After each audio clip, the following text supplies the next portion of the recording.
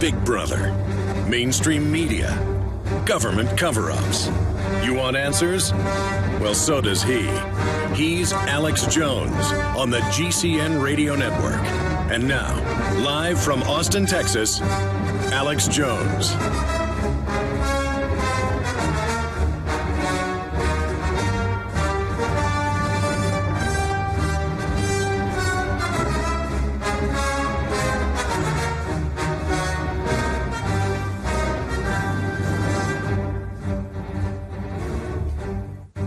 Ladies and gentlemen, get your engines started because it is another live worldwide transmission. We are going to be here for the next 3 hours, and we have joining us coming up in the second hour, always informative, Alfred Adask. 60 Minutes calls him a super patriot, a evil sovereign citizen type. I find him to be very articulate and informative. We haven't had him on probably in 6 months. We'll get a updated view from him on the status of the world and what's happening in his own battle with the globalist. So that is coming up. The Drudge Report is now helping to make a story national that we have really been trying to focus on. And no, I'm not just talking about the case of Brandon Robb, the Marine, held for a week for absolutely no reason, for his brother and sister in his own Facebook comments that were not calls to action or violent. And that whole saga, since then, we have fleshed out the fact that they are grabbing veterans all over the United States for their political speech and grabbing people off their back porches, cleaning their guns, you name it. They're using involuntary commitment to do that. And now a Suzanne Posel story from Infowars.com is on the #1 website in the world, drudgereport.com. U.S. veterans forcibly sequestered in mental hospitals is indefinite detention. So very good news that that is now out there. And it's also up at Infowars.com. And we will certainly ask all of the listeners to get that out to everyone, because only exposure will be able to reveal what's happening. Also, I've seen these actually driving around in Texas, but it's in the news more and more that not just on the border, but all over the United States, these giant wheeled armored trucks, different variants of them, painted black, are showing up with Homeland Security dressed up in these futuristic military outfits. Again, just another sign of the ongoing incremental martial law system that is unfolding. We're going to be going over some of that today. There are two different reports. It's in the Minneapolis Star Tribune, and it's on local television there, but we have two different reports by our reporters at Infowars.com and PrisonPlanet.com, Kurt Nemo and Paul Watson, with different angles on this. Blackhawk helicopters over Minneapolis worry residents. Concerned observers call media. Police last night report choppers. Now, when they would do these urban drills in 90, 91, 92, 93, 94, 95, 96, 97, 98, 99, 2000, the media, even if you had footage of them blowing up a building they'd covertly leased, they would come on the news and say it doesn't exist. I have a news article hanging out there on the wall, a news clipping, with the Austin American-Statesman saying that I was basically a conspiracy theorist and crazy, that I talked about black helicopters next to an article about the black helicopter raids, making people have heart attacks at a nursing home 300 feet away from the police station they blew up in Kingsville. And by the way, we have footage of it. They had MPs one time in San Antonio come over and say, give us your tape. And Mike Hansen wouldn't do it, so the MP pulled his Beretta 9mm out. I mean, it's all completely lawless, that's what they're doing, but it's to acclimate and condition everybody. We're going to be going over that. Homeland Security is expanding to sporting events. TSA now rolling out. They want to have the new American handshake. You know what that means, in your pants. We'll be right back.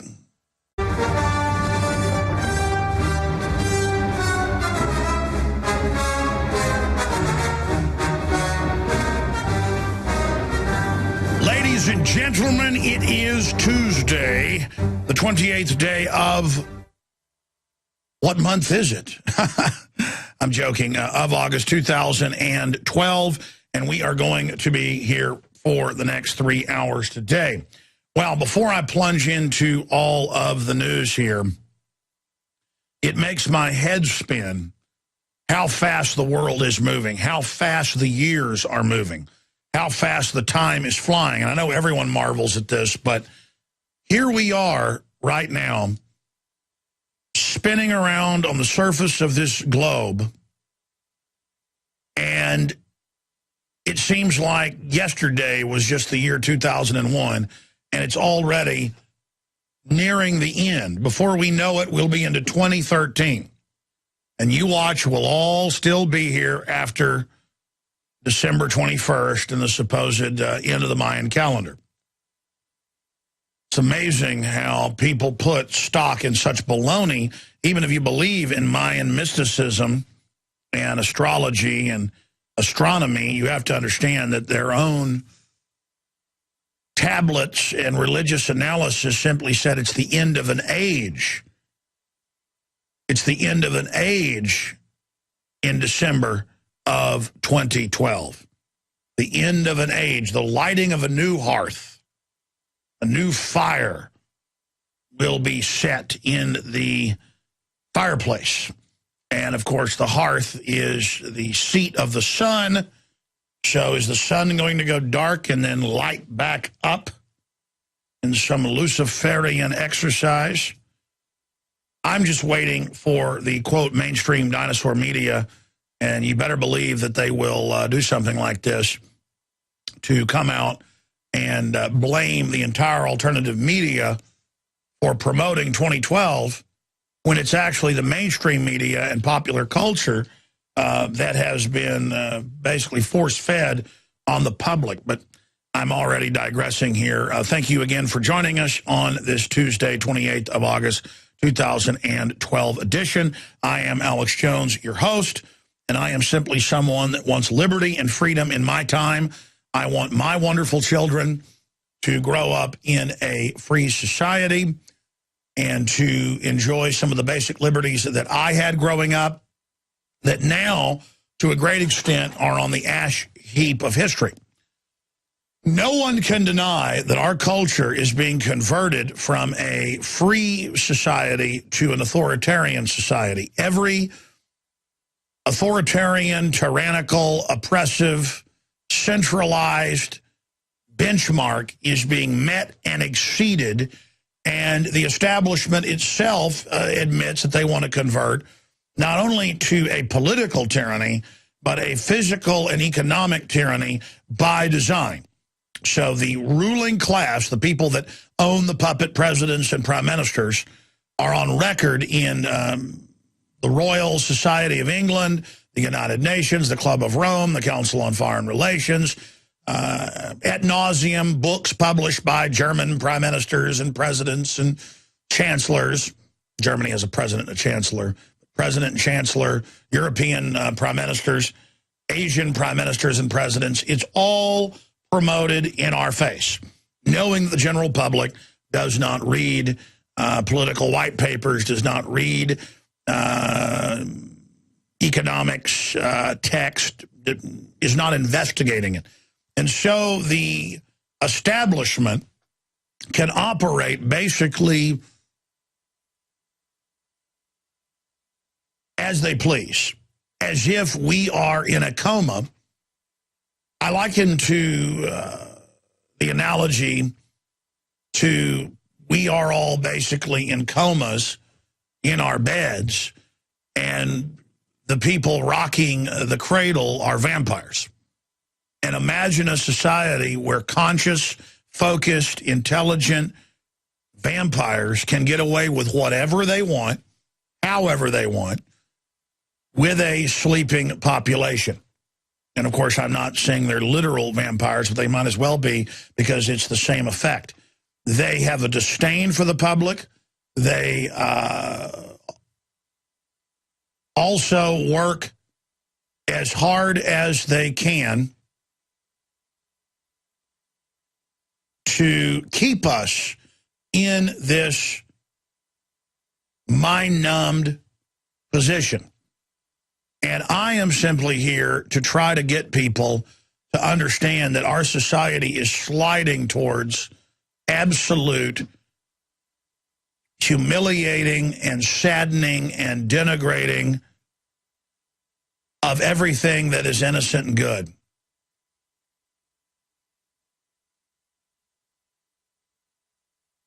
And I am trying my best to not just reach out to the general public, but to reach out to the substrata of the ruling intelligentsia of the planet to rediscover your humanity and wrest control of the levers from the alpha psychos, the alpha maggots that are currently in control of the ship that is humanity.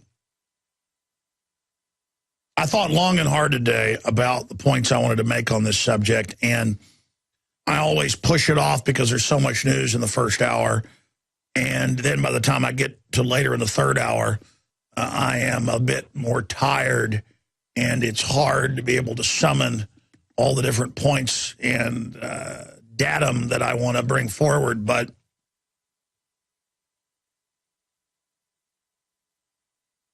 there is a collective insanity in the ruling class. They are not in control of themselves. They're in control of almost everything else, or attempting to get control of everything, and will do anything to get the power. And the argument is, if they don't get it, someone else will get it. Many of these delusional people actually think they're guardians of humanity, when if you look at the fruits of what they've delivered and what they've deployed, it is absolute, stinking, reeking, ugly death. The fruits of the New World Order are abomination. Absolute, total, stinking ugliness. And I have a large vocabulary, but the only word that properly describes it is absolute reeking stench. The stench of hell itself. A spiritual stench that the soul can smell. And you ask, why do they do this? Why are they committed to evil? Because it is their essence, it is their nature. It's what they do. And they're not going to be argued with. They're not going to be convinced out of this. But there are many people who are delusional and who are slaves to this system, who have never gotten outside their compartmentalization and do not realize that there is a false reality being constructed and woven around them, an artificial environment, an artificial habitat that's a cross between one of the high-tech squares you see in a place like Times Square and a gulag. And it seeks to destroy the very essence of creativity and the very essence of liberty and the very essence of everything good and wholesome.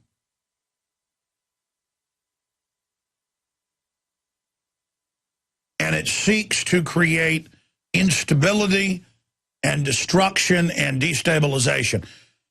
All of the globalist policies being carried out in the Middle East to get the Shiites and the Sunnis killing each other. People say, oh, well, let the Arabs kill each other. That's how we'll dominate. We'll dominate? We don't dominate the Middle East. We pay with our money, with our blood, with our treasure, with our name, with our bad reputation. But we aren't getting any of the spoils of the Middle East, even if you wanted to be evil and feel like you were dominating something and taking something over.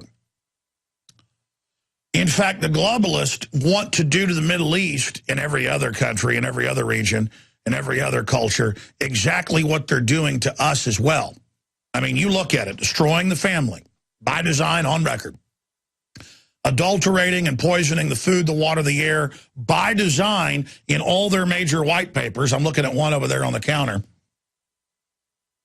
Eco-Science, written by the White House science czar.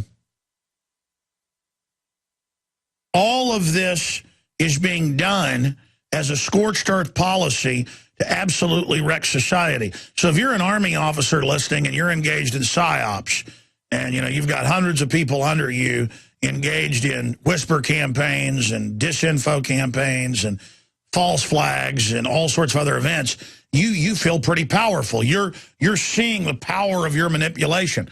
But you yourself are in another compartment of a PSYOP itself. So you're living a delusion.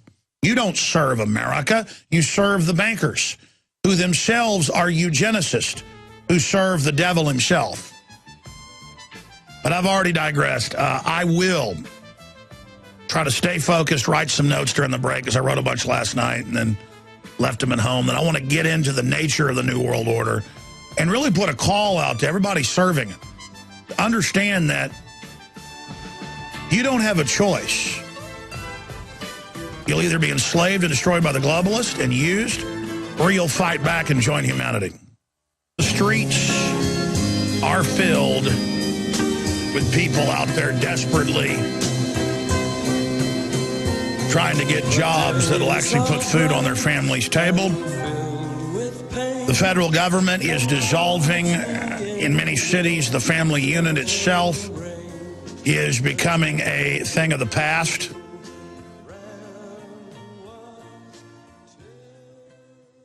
And I was just thinking about a report yesterday that Paul Watson did that I need to cover, talking about here in Austin, Texas, but it's also in other areas of the country. The students are getting GPS tracker necklaces so the state can follow them around, and they're being given mentors by the state that check in on them. They're called parole officers.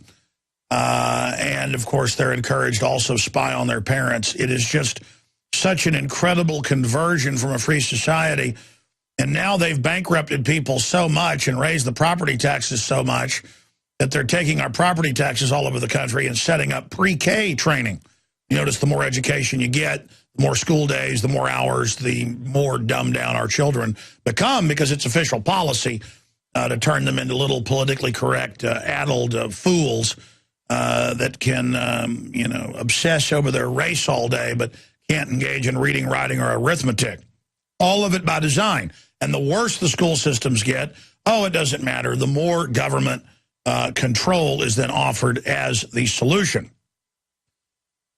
And it's not insane. The war on drugs, when they say it's a failure, no, it's not. They ship more drugs in. They put more people in prison to go to college to be criminals. And they put more money in the big mega banks. And criminals go out and rob your houses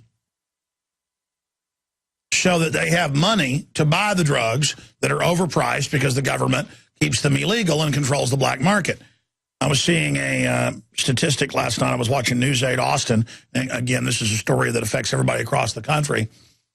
And they were talking about Austin being 7th in the nation for home invasions and robberies and property theft.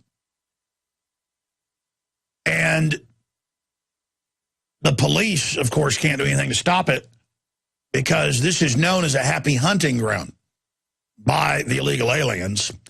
That's the predominant group, but a lot of others as well, because this is known where the liberals live.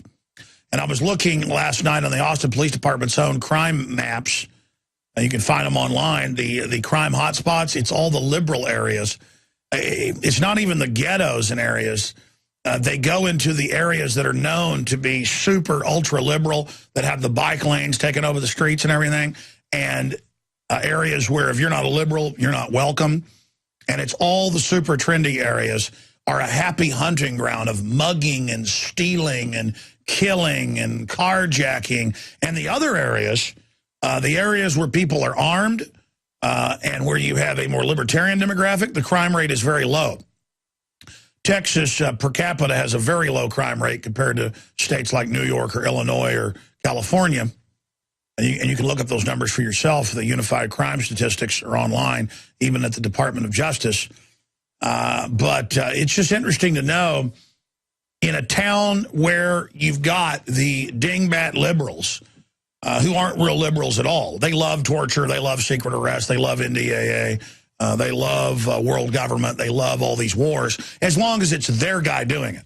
If it's Bill Clinton blowing up Serbia, bringing in al-Qaeda to destabilize the country, and then attacking, saying that Serbia was persecuting people, they love it. If it's putting al-Qaeda in Libya and Syria to line up the Christians and blacks and blow their heads off, they love it. I mean, if it's corrupt and stinking, they like it, because it's gang politics where you just, hey, I'm going to support my party no matter what they do.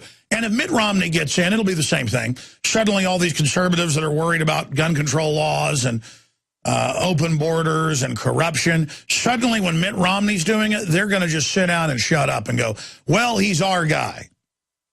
And that's what I hate about the two-party system and the left-right paradigm.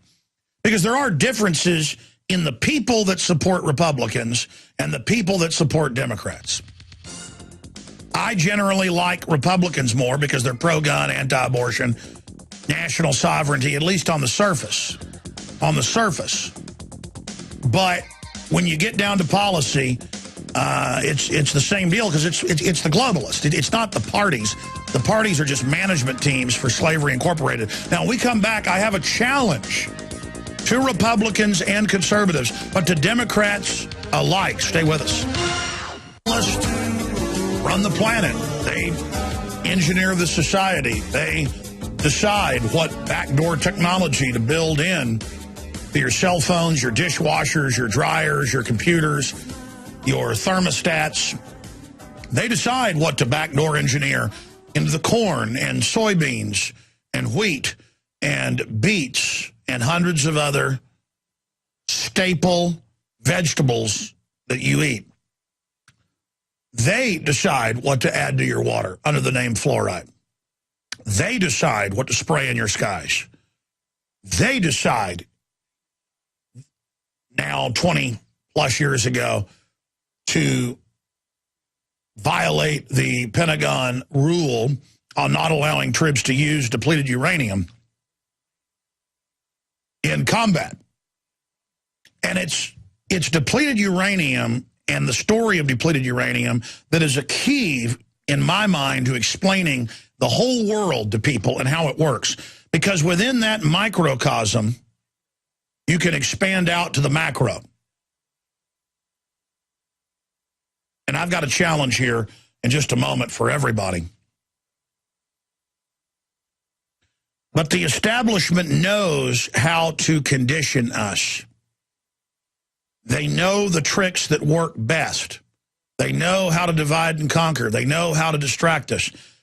But if you get on the air and talk about just the news that's happening that day, it's interesting.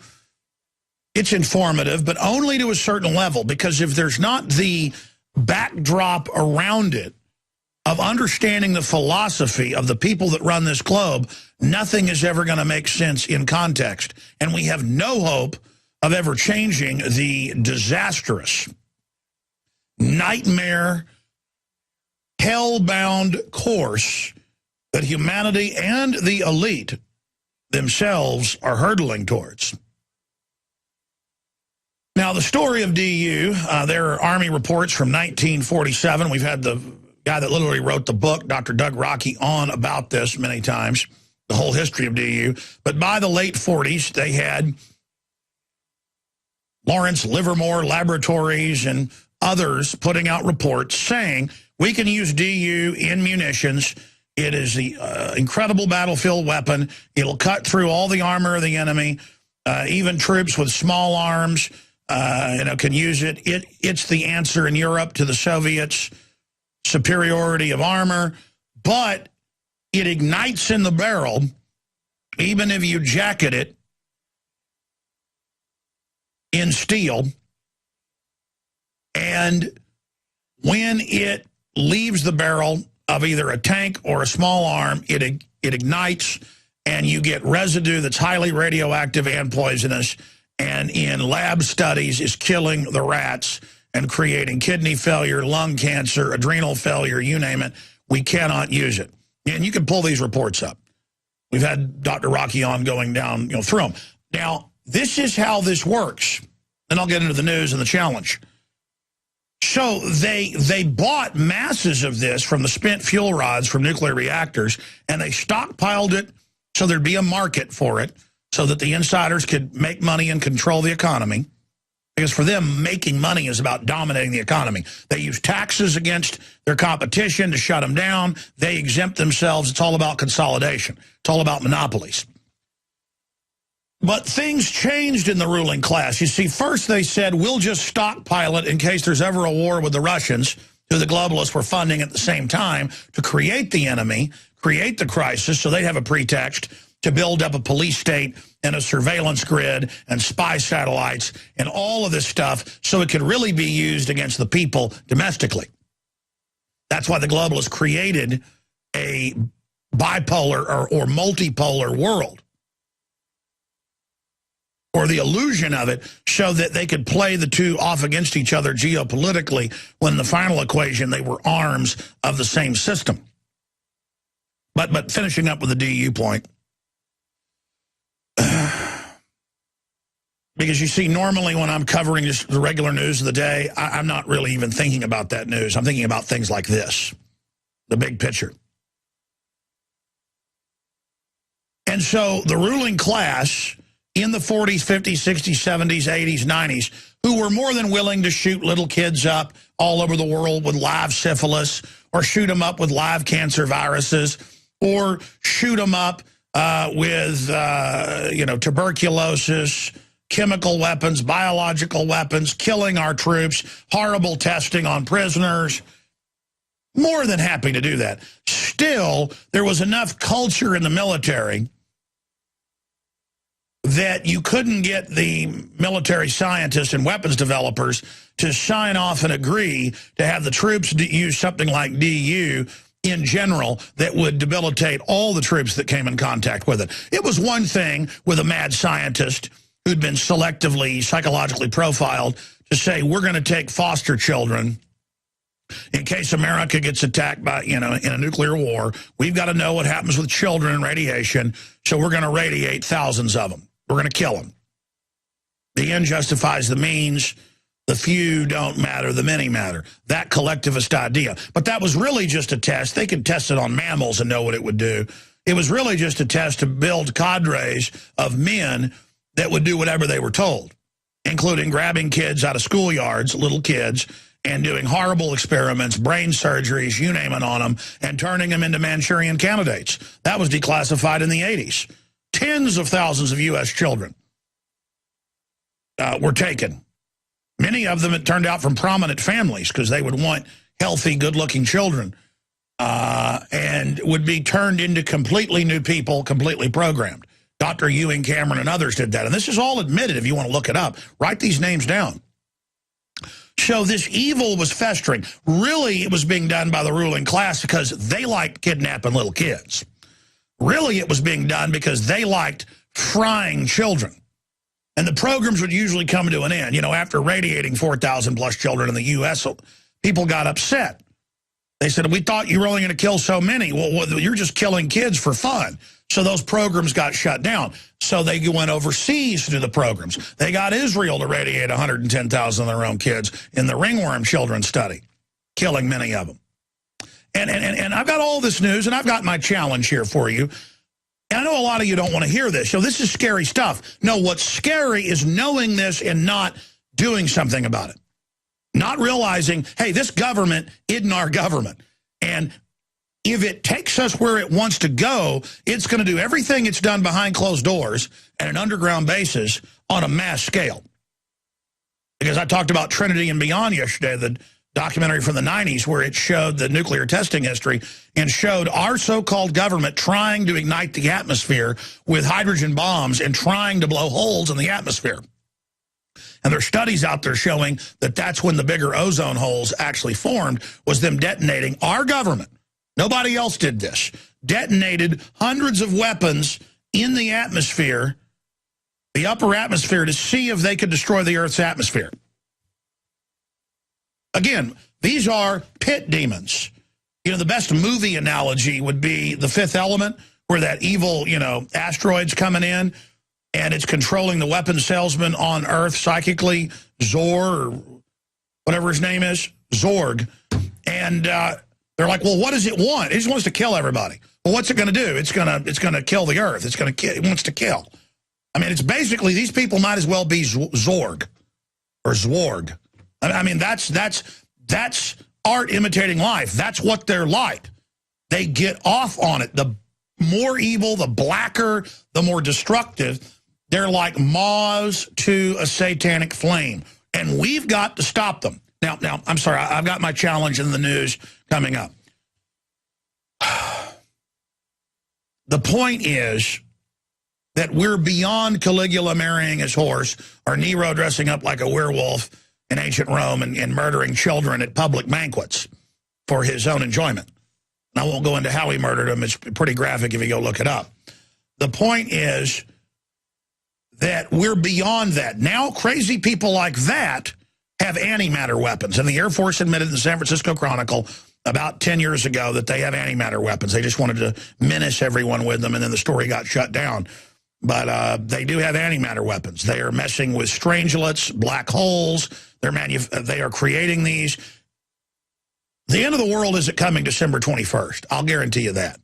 But it could be the end of the world any time with these crazies. Now, imagine a military which wouldn't let the troops use DU and wouldn't even allow it to be fired from aircraft at enemies until 1990. And they let them use it.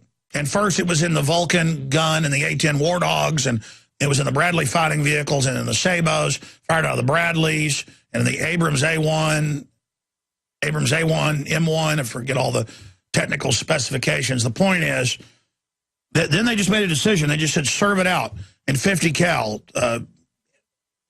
every other caliber. Have the troops move right into bases that have been bombed. It shows that mindset where they say, oh, we'll just deploy it in case the Russians pour into Europe. It was deployed by the 50s over in Europe. But just sitting there in an emergency, if infantry's overrun, then you get this out. But by the way, you wear a gas mask and you decontaminate yourself and you still may die. Do you understand you're part of units that have volunteered to stay behind here in Germany if the Russians overrun? Special forces. Yes, we understand. This is deadly, and it's basically we're going to be dying young if we use this. We volunteer. Till 1990, they just say, have them all use it. To now, they've got it at not just proving grounds, hundreds of them in the U.S. alone, Hawaii, places like Puerto Rico. I mean, they use it like a half mile from neighborhoods, and people complain and get arrested and stuff. This is the madness of these people. I mean, we have a ruling class that tried to blow up the atmosphere and set the atmosphere on fire. And they admit they did. I mean, and it's on TV, and it's funny. And now they're trying to do it there at the Hadron Collider.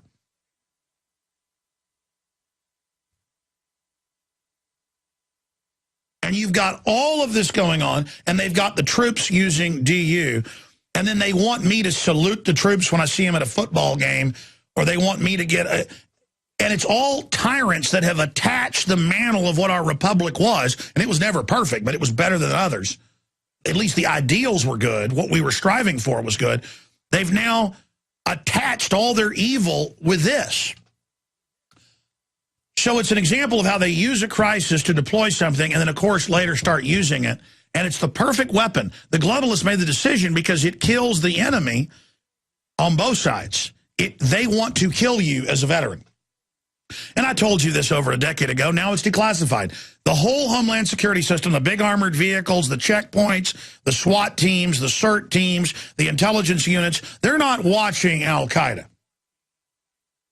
In fact, they're ordered not to. They're watching you. Because the reason they're not allowed to watch Al-Qaeda is because Al-Qaeda is CIA, MI6, and Mossad, and Saudi intelligence. It is.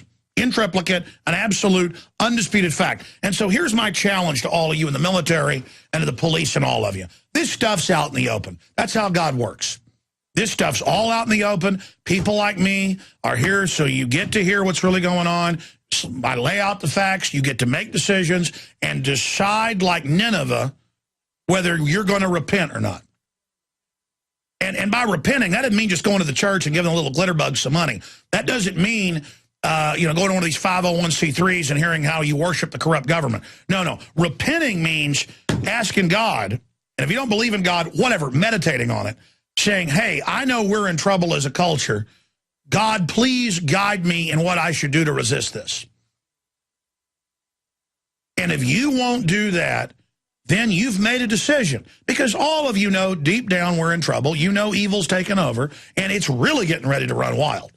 See, everybody thinks stuff's crazy right now. This is only the preparation. This is like an army lining up on our border, or a SWAT team stacking up outside your house. Everything you've seen is just the enemy stacking up, about to come in. And when the hammer drops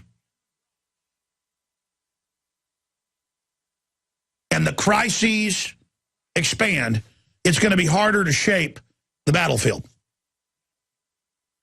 We need to shape the spectrum of debate now and inject as much truth as we can, like the world is about to go into a crisis and we're not going to be able to communicate as easy. We need to inject truth 24/7 right now. So here's my challenge. I want you to look up the call letters. I want you to look up your local affiliates, TV, radio, print. I want you to go to Infowars.com, but it's all over. London Telegraph, LA Times, BBC, Associated Press, New York Times. And I want you to go down and see the program directors of the TV and radio. Or if you know them at your church or your gym or wherever.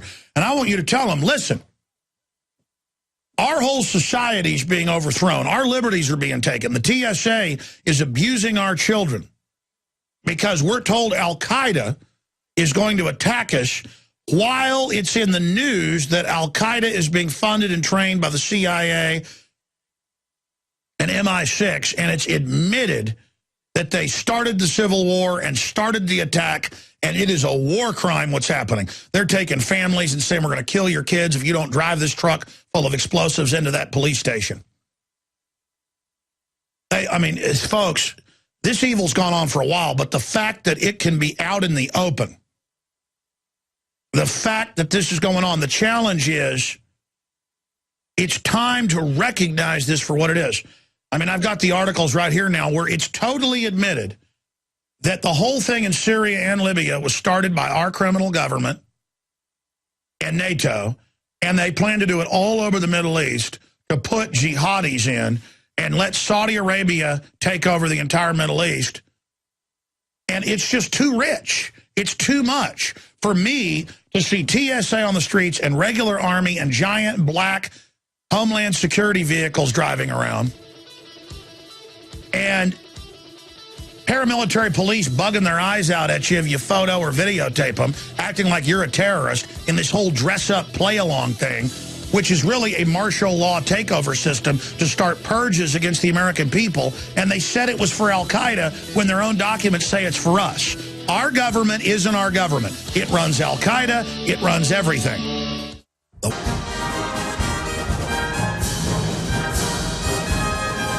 To quantify my challenge, it's really this. Wake up to the fact that our government is not our government. It is illegitimate, and it is beyond criminal. And it's becoming more criminal by the day, and it's a lot bigger than Barack Obama. We sent the guys out last night to do a review of the new 2016, Obama 2016, and it's basically a neocon film. And whereas I'm not a fan of Obama, it basically says he's a secret Muslim who wants to hand everything over to Al-Qaeda. And in a way, that's true, but not in the way they're saying.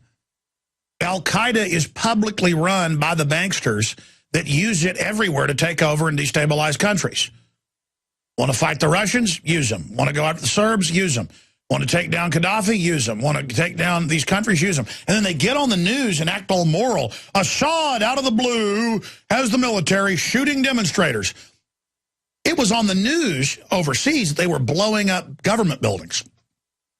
Our media called them peaceful protesters. They had aircraft and tanks in Libya the first few months, and they were calling them peaceful protesters. That's how dumb they think you are, and it's incredibly immoral. Just like it's immoral to have the troops on television, BBC, Fox News, you name it. When the troops started talking, going, hey, we grow the opium. And so because it was kept secret and they were talking, it was like, ooh, wow, the troops said they're growing opium. Well, that's illegal. But by just coming out, you got to hand it to them. They're slick and going, yeah, we grow the opium. That's how we fight al-Qaeda. And if we catch you with it, you're going to jail, but we're going to ship it into America. It's like, okay, we grow the opium, but you'll go to jail if you use it. So that's what I mean. They're just, yeah, the DU kills our troops. Big deal. Yeah, we're taking their pension funds and death benefits when they die. Big deal. Yeah, we're running al-Qaeda. Big deal. It's just big deal. Well, my challenge is, it is a big deal. Because if they can get away with saying torture is good and torture of children is good in front of their parents and secret arrest is good and the NSA spying on us without warrants is good and forcibly inoculating children all over the country is good without parental consent. No, man, this is a criminal government assaulting us. And the challenge is, start with something like al-Qaeda. I mean, here are some of the articles today.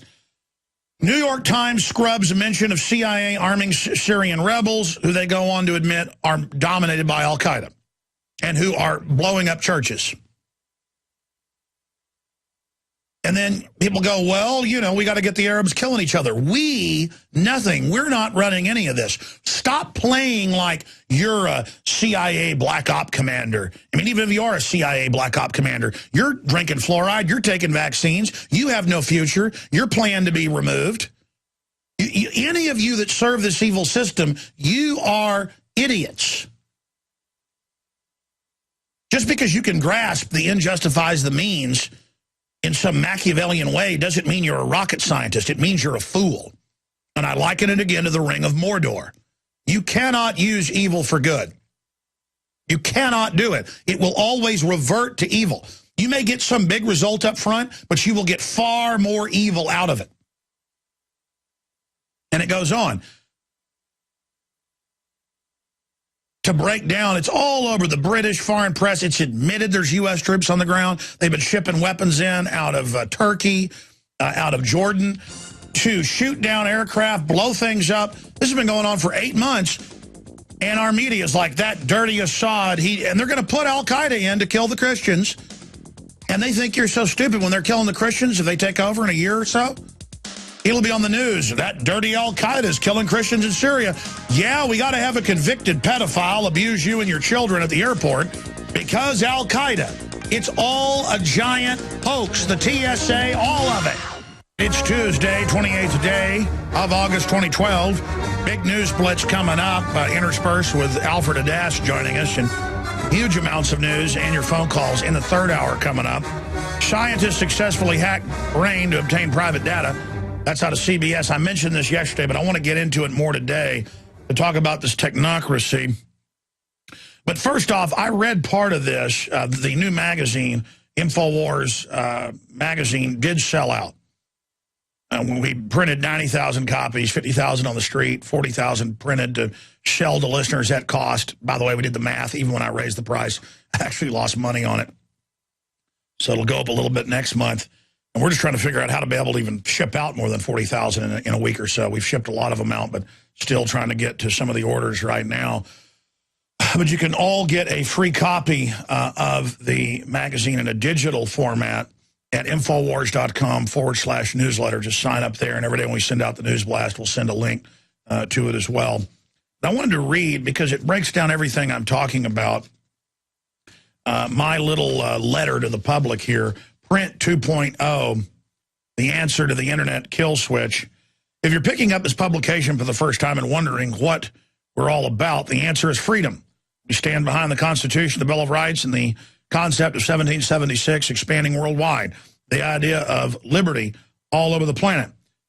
We are a firewall standing between liberty and the tyranny of corporatist and monopolist system that is diabolically opposed to freedom and the free market, especially when it comes to media and unrestricted flow of information. We oppose wireless NSA wiretapping and the secret arrest of Americans under the NDAA. We oppose endless wars, criminal proxy wars carried out in our names. We oppose the persecution of people for religious or cultural reasons. We are not left or right, we are constitutionalist. Because Obama is currently the titular head of the global empire and the adjoining crime syndicate, a lot of this publication will be about his actions. In the past, we were critical of Bush. We will also examine Romney and others who may replace Obama and his administration as the new front puppets. Infowars.com and PrisonPlanet.com, our flagship websites, are rated by Alexa.com and similar metrics that gauge web traffic as the top alternative sites in the world. Infowars receives around 4 times, that's a typo, it says twice, the traffic of MSNBC.com. News via print is dying as a result of a perfect storm. People are abandoning corporate newspapers and print publications and instead are flocking to the web as so-called mainstream newspapers just regurgitate corporate and government talking points. Mainstream news is also dying online. This is why we are able to dominate them with film, videos, and our news websites, and now hopefully this publication. And that is happening. Print is impervious to a great extent to government kill switch and any other electronic scheme designed to shut down areas of the web the government wants censored. Digital and network technology make it easy for corporate control freaks to track down dissidents, delete their words, and even kill audio files of their voices, as they have done with my voice on YouTube in the past. Corporations have gone so far as to claim copyright on voices, including that of Optimus Prime, a character from the Transformers franchise. And to be specific, that when the guy that does his voice does interviews, they block that now, saying that, the computer recognizes it. That's right, YouTube is now adhering to third-party claims of ownership, many of them erroneous, to people's own voices, and using this as a pretext to delete content, representing a new frontier of censorship via copyright. Automated software bots are now being used to preemptively censor content with no due process whatsoever. Kindle recently demonstrated how it is possible to remove content when it invaded privately owned devices without permission or warning and deleted ebooks. As Apple co-founder Steve Wozniak recently warned, the very idea of cloud computing poses a threat to the existence of digital material and the idea of individual ownership. The director of the CIA has admitted that the internet is a surveillance tool that gives smart appliances the ability to spy on you. We'll get to more of this later. We'll be back. Stay with us.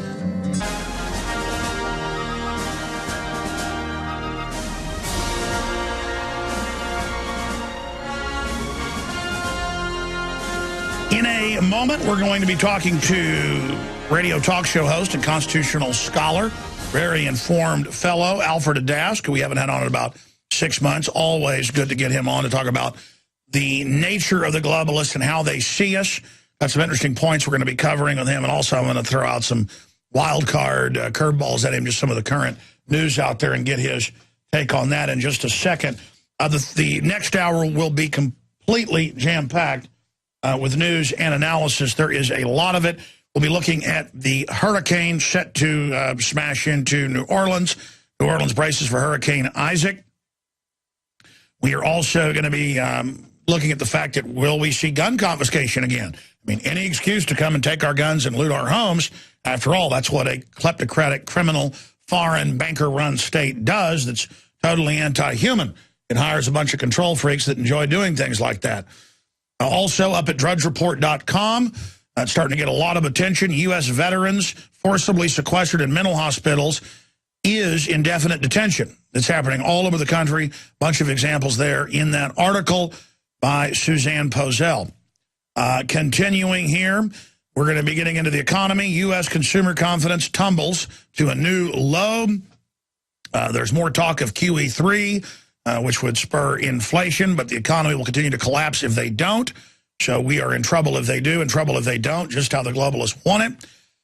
Also, I mentioned this yesterday, but I want to get more into it. Scientists successfully hack the brain to obtain private data. And now Homeland Security is setting up mobile trailers where they say they're going to march you through these machines. No, I'm not making that up. And you didn't wake up in a nightmare science fiction movie. You woke up in an authoritarian system.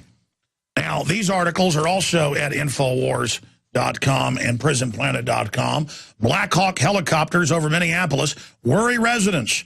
They have unlimited bases to train at, but they do it every town, every major city to acclimate you. This is admitted.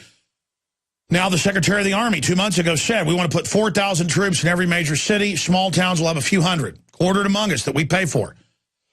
Armed drones. We got an article coming out where they're now putting grenade launchers on drones for police while denying it at the same time.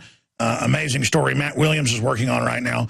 But Kurt Nimmo and Paul Watson wrote about the latest urban warfare drill until you just get to where you accept it. And I saw on the news this morning where they're now ordering, well, they've delivered hundreds, they're ordering hundreds more, big black giant armored vehicles for Homeland Security. And they always announce it and say that, it's for the border.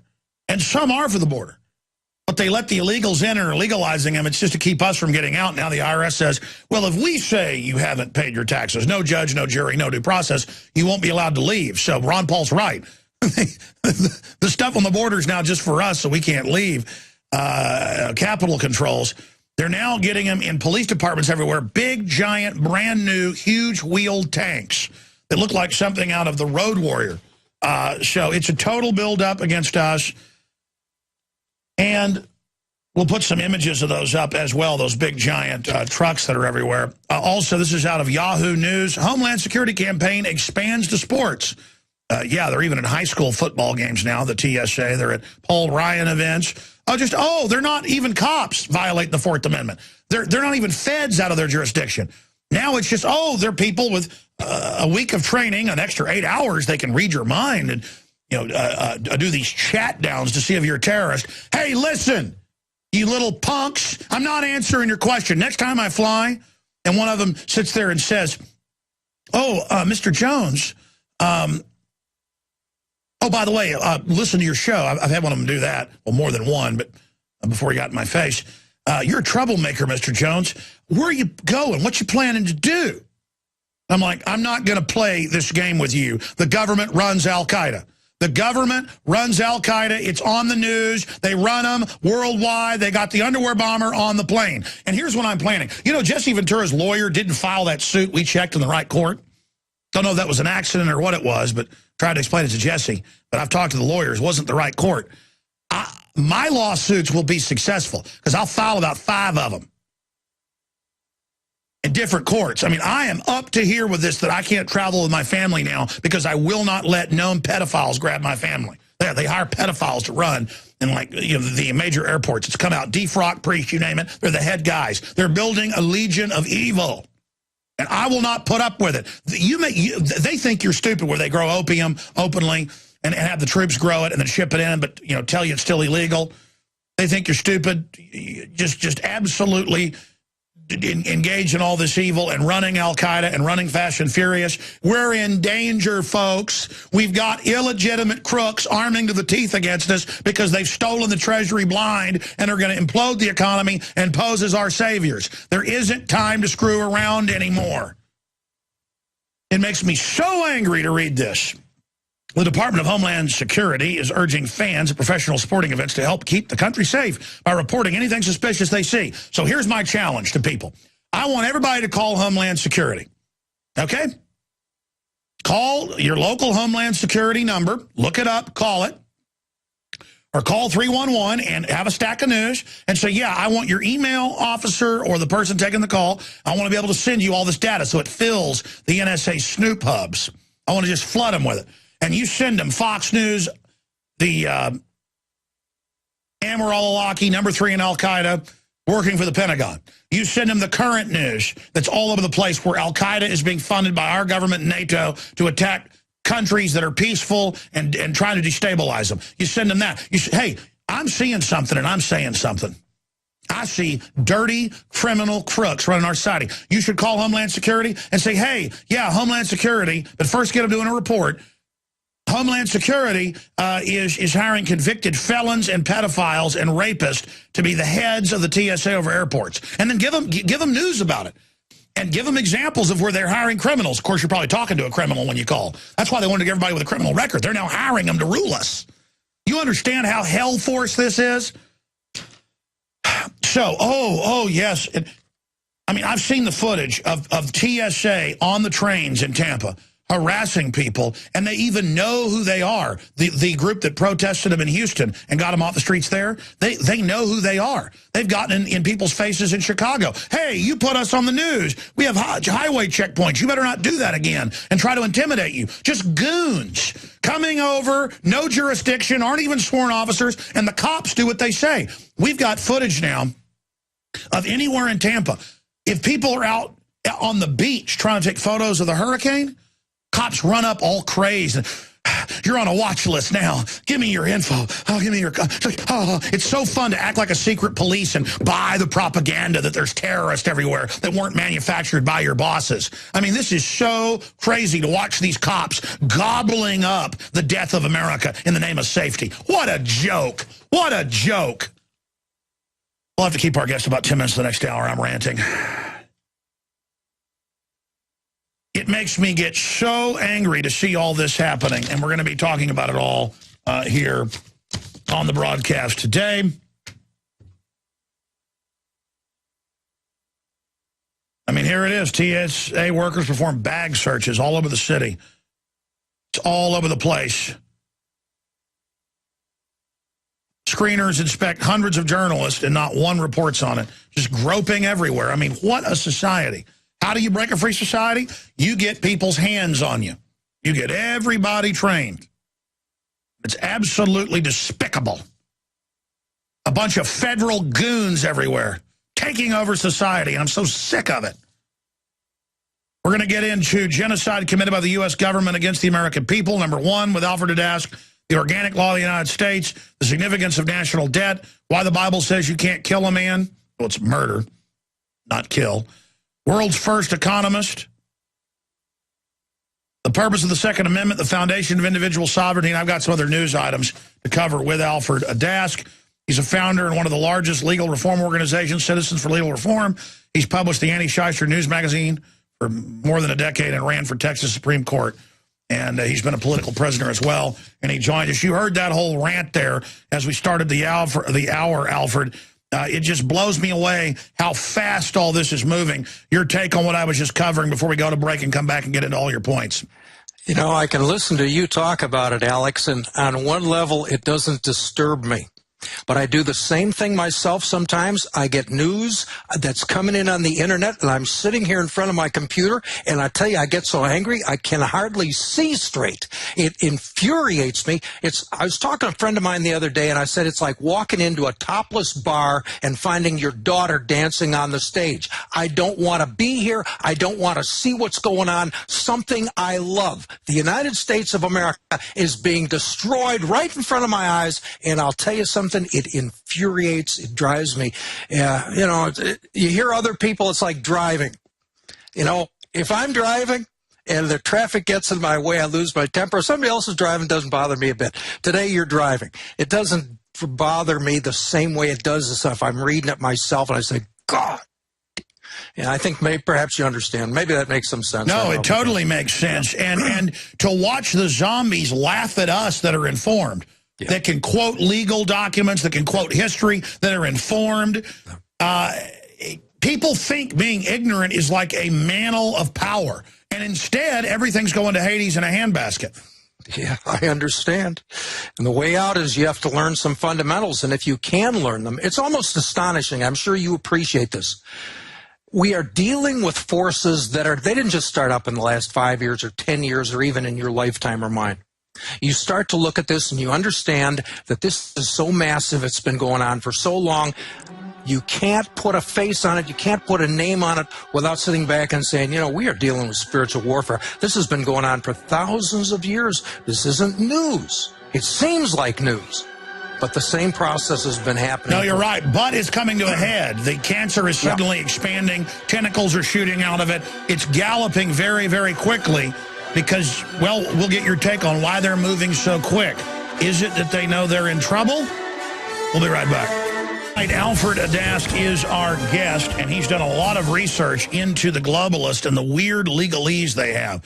Why they have to tell you what they're going to do to you first. Why they follow all these strange little rules that they believe are spiritual. It's like Skull and Bones of Bohemian Grove. And we now know what type of rituals they do because I infiltrated and others have infiltrated Skull and Bones.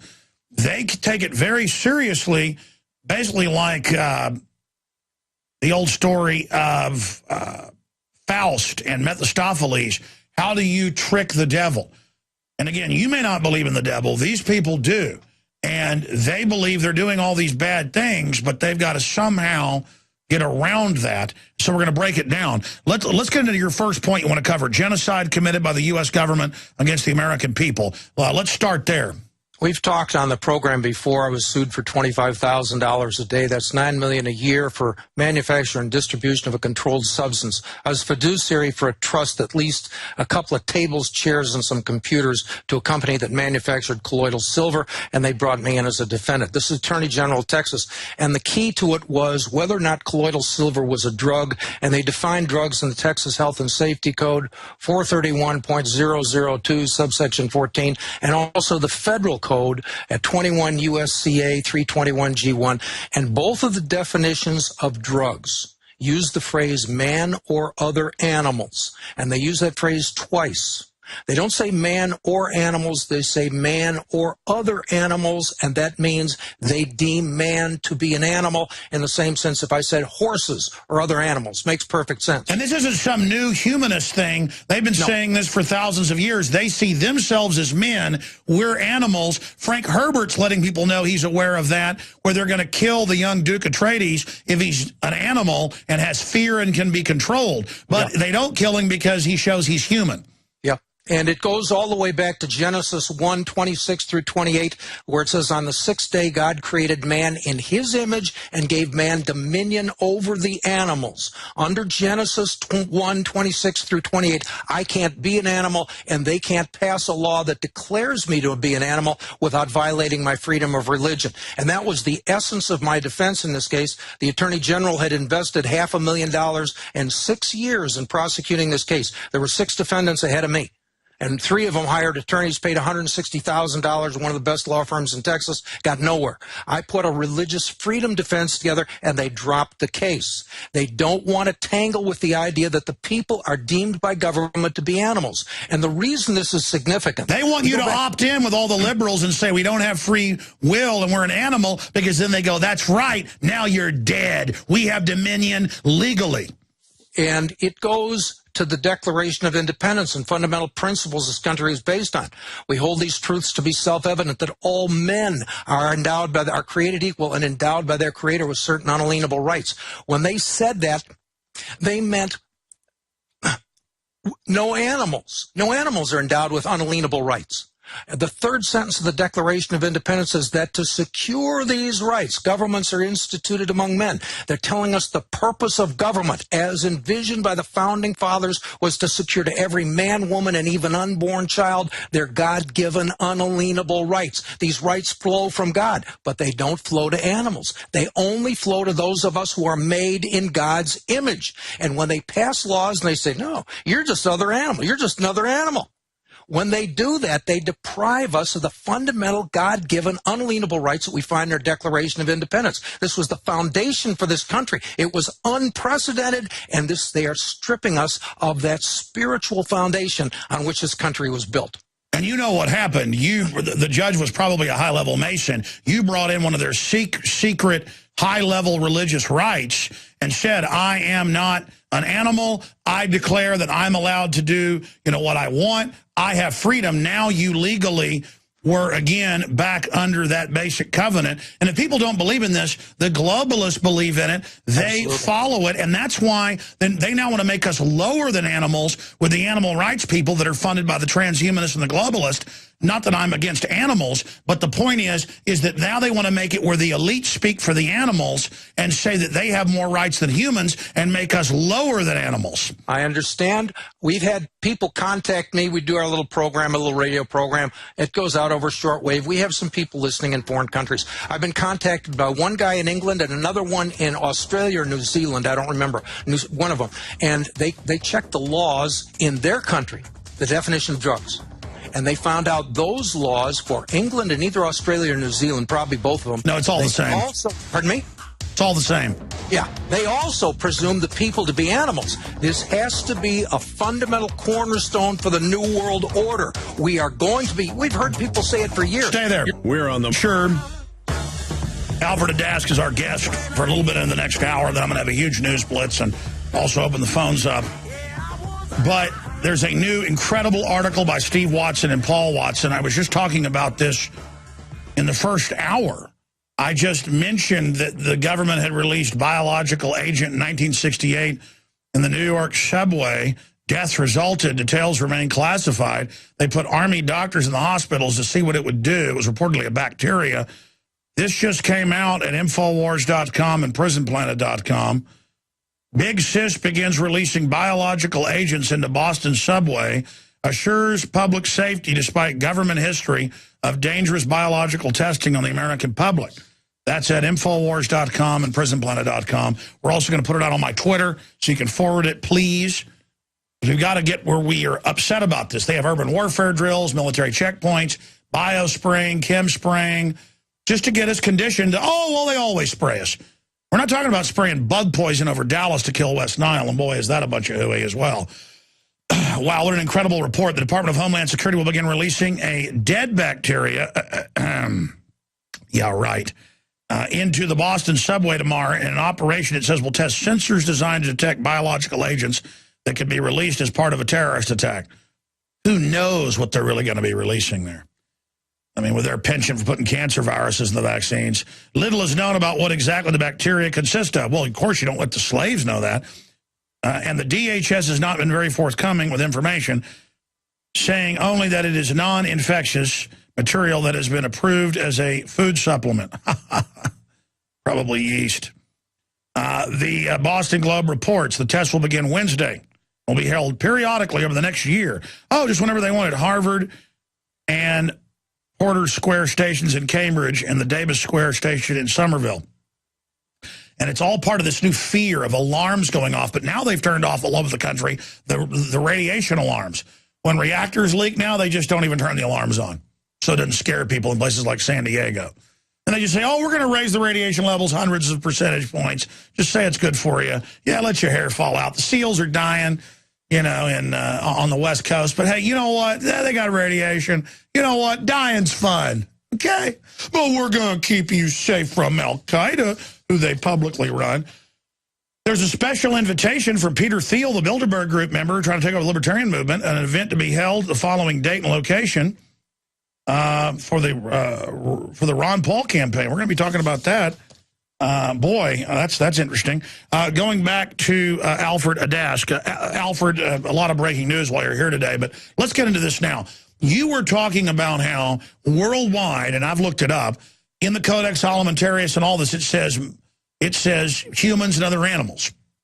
Now, this is not just a theorem. The Illuminati is obsessed with this. The illuminated ones, at degrees above 33rd degree, most Masons don't even know there's above a 33rd. And I'm not saying this is even a Masonic conspiracy. That's only one branch of this and a thing they use to, like, gather people who they think are well-meaning to control the good guys around them. The evil wants to be protected by a bodyguard of good. It's very sophisticated. So they've got all these well-meaning men like George Washington, you name it. He found out about it, wrote letters about it, so they killed him.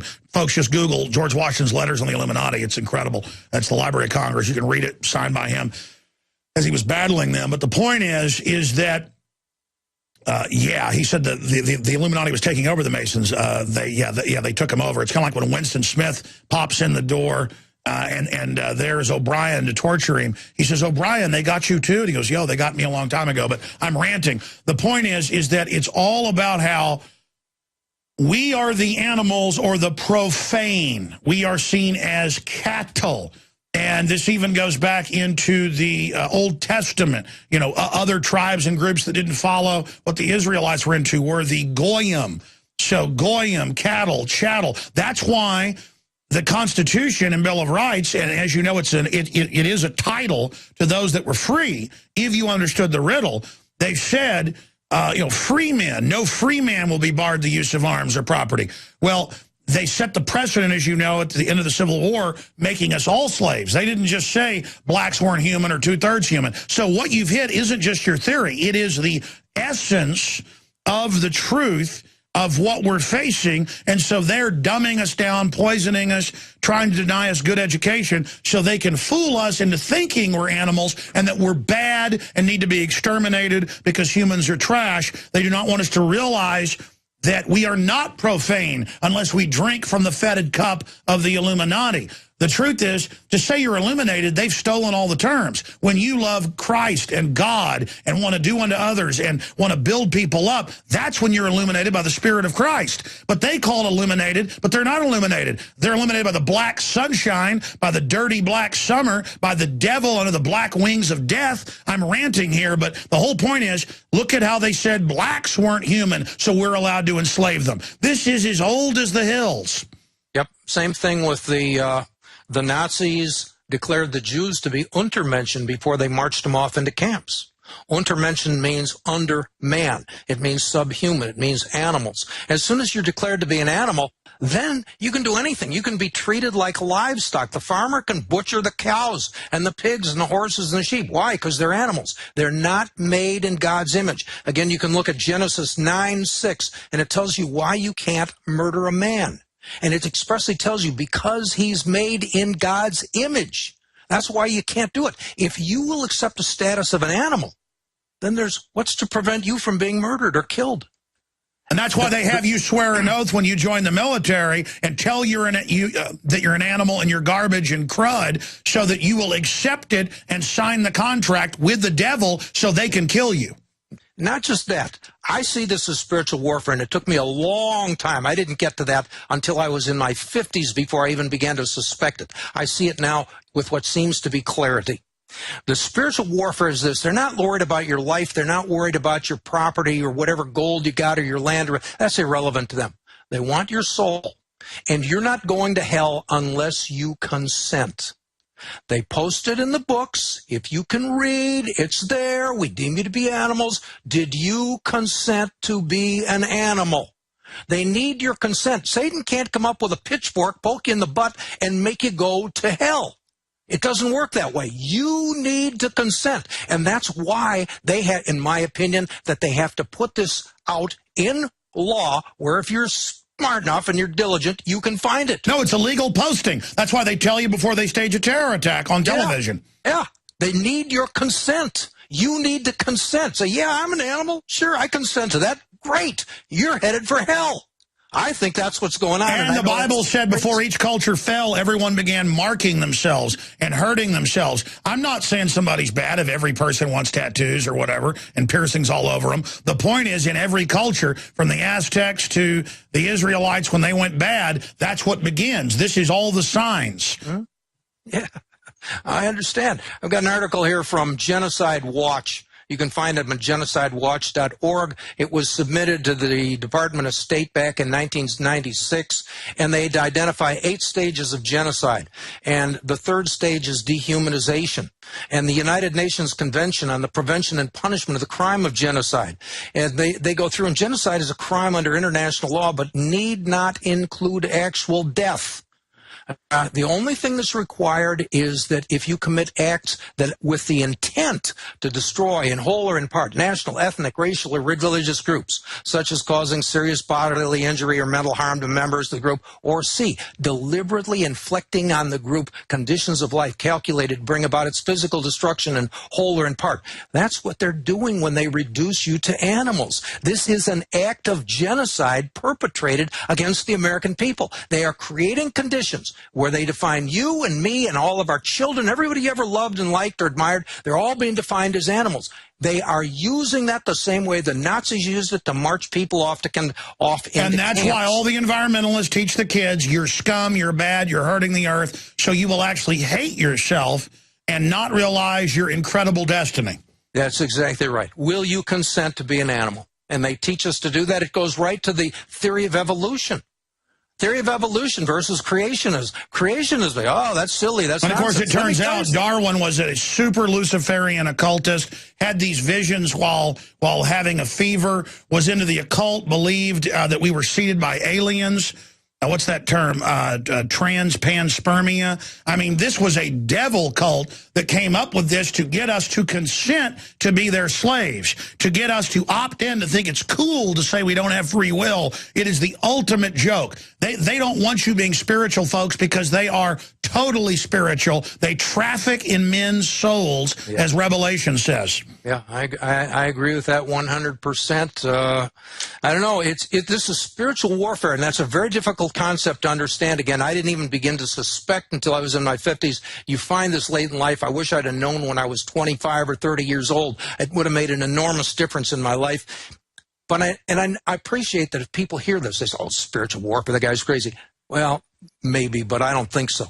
You look at this long enough, you begin to see, and you say, oh, my God. And it's when you do see it's spiritual warfare, it's encouraging, it's empowering. You begin to realize, my God, the Bible is real. God is real. These people really, they believe in God more than most Christians. The spiritual warfare is evidence that there's another life after this one. It's not frightening. It removes you from fear when you begin to see, oh, yeah, I'm fighting these guys, but they're going nowhere next life. And they're angry. They are so angry. Next time, they're screwed. Well, I mean, they take on the spirit of the God of this world. They hate life. They hate humanity. Well, the devil hates God's creation. And that's why these people burn with hate at our healthy families. They burn with hate at everything. That's why they poison our food and our water. They love hurting God's creation. And we are God's greatest creation. Now, continuing here, breaking this down, I want to get into the other points. We've covered this with you. You know, every time we've been on, probably 10 times, the point you just made, but that was very eloquently said. Let's move quickly now to the organic law of the United States, significance of the national debt, why the Bible says you can't kill a man. You already mentioned that. World's first economist, that's a great breakdown you engage in. And if you really know what you're reading there, yeah, it makes perfect sense. You know, the 7 good years, the 7 bad. The purpose of the Second Amendment, the foundation for liberty and sovereignty. Hit it. Well, sovereignty is the big deal.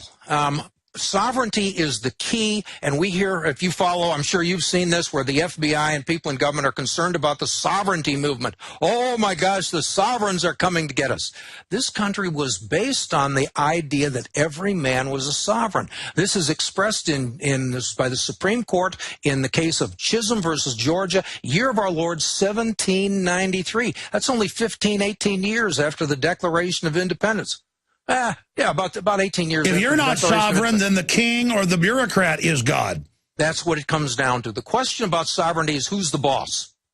And if I'm a sovereign, and that's why the Bible's so powerful. The Old Testament. It's not saying some king is God. It's saying God and then man. You're in charge. God, in the American law form, God is number 1. We, the people, as individuals, are number 2. And government is number 3 in this hierarchy of authority. Government is intended to be our public servant because we are sovereigns. Compared to the English law form that existed at the time of the American Revolution, God was number 1. King of England was number 2. Government was number 3, served the king, and the people were number 4, down at the bottom of the pecking order. And the reason they were number 4 is because only the King of England received his rights directly from God. All else were subjects because they did not receive their rights directly from God. The government fears the sovereignty movement because if people ever understand the spiritual foundation on which this country was built, they're going to have an argument that's going to be almost irresistible. Well, it's a contract. I mean, in all cultures, the devil deals in contracts. Well, so does God. We have a contract from God that we can execute. And we have turned our back, much the same as Esau. He turned his back on his birthright. Back in the Bible, he sold his birthright for a bowl of pottage. And God later in the Bible, he says twice, he says, Jacob I have loved, but Esau I have hated. And he doesn't explain in the Bible why he hates Esau, but I believe it's because Esau turned his back on the birthright. When he despised the birthright, which ultimately emanated from God, he expressed his contempt for God. He didn't know what he was doing. He was just a dumb... And see, let me raise this, because it's such a great discussion. I don't fear physical death. I fear my bloodline and my family being good people dying. I fear that that I would have evil children. I fear that birthright would be desecrated. I mean, that's a spiritual understanding I have that no one even taught me. But I feel the birthright stretching back into antiquity, and I feel it stretching forward. Well, it's the same thing with the unalienable rights that were declared in our Declaration of Independence. That is unprecedented in Western history. It's the first time any country, at least since the time of judges in the Old Testament, stood up and said, no, all men get their rights from God. And by virtue of all of us getting our rights from God, we are all elevated to the status of sovereigns. We are relieved from being subjects, and we become sovereigns above government rather than subjects under government. And that's what the battle's all about. If you people can catch the idea of your sovereignty and understand it's a spiritual concept, and understand that if you can support this with the First Amendment, for example, your right of freedom of religion, or Article 1, Section 6 of the Constitution of the state of Texas, or whatever state you're in, there's a guarantee of freedom of religion. You have access to these God-given unalienable rights. You can also claim them under the Ninth Amendment, which guarantees the rights that are not declared in the Constitution. There's still, if people still retain those rights, declared right there in the Declaration of Independence, those God-given unalienable rights, they're right there if you know how. That's right. Courts can't take them. You can get them. Courts can say that black people aren't human, but if folks stand up and say, I am a human, they are. I mean, so much of this is a bluff. That's why they're so scared of it. And again, it has to be this way because they're fighting for, in my opinion, because they're fighting for our souls. They don't care about your money. They don't care about your house. They want your soul. You must consent. That means you have a choice. All right? You can say yes. You can say no. Choose this day who you will serve, God or mammon. Where are you going with this? Your choice. You take responsibility for the choice. And they're saying just because you're ignorant is no excuse. Ignorance is no excuse in the eyes of the law. It might be an excuse in the eyes of the Christian faith, but again, ignorance certainly under the Old Testament didn't excuse anything. Well, Christ did not come to abolish the law, but to fulfill it.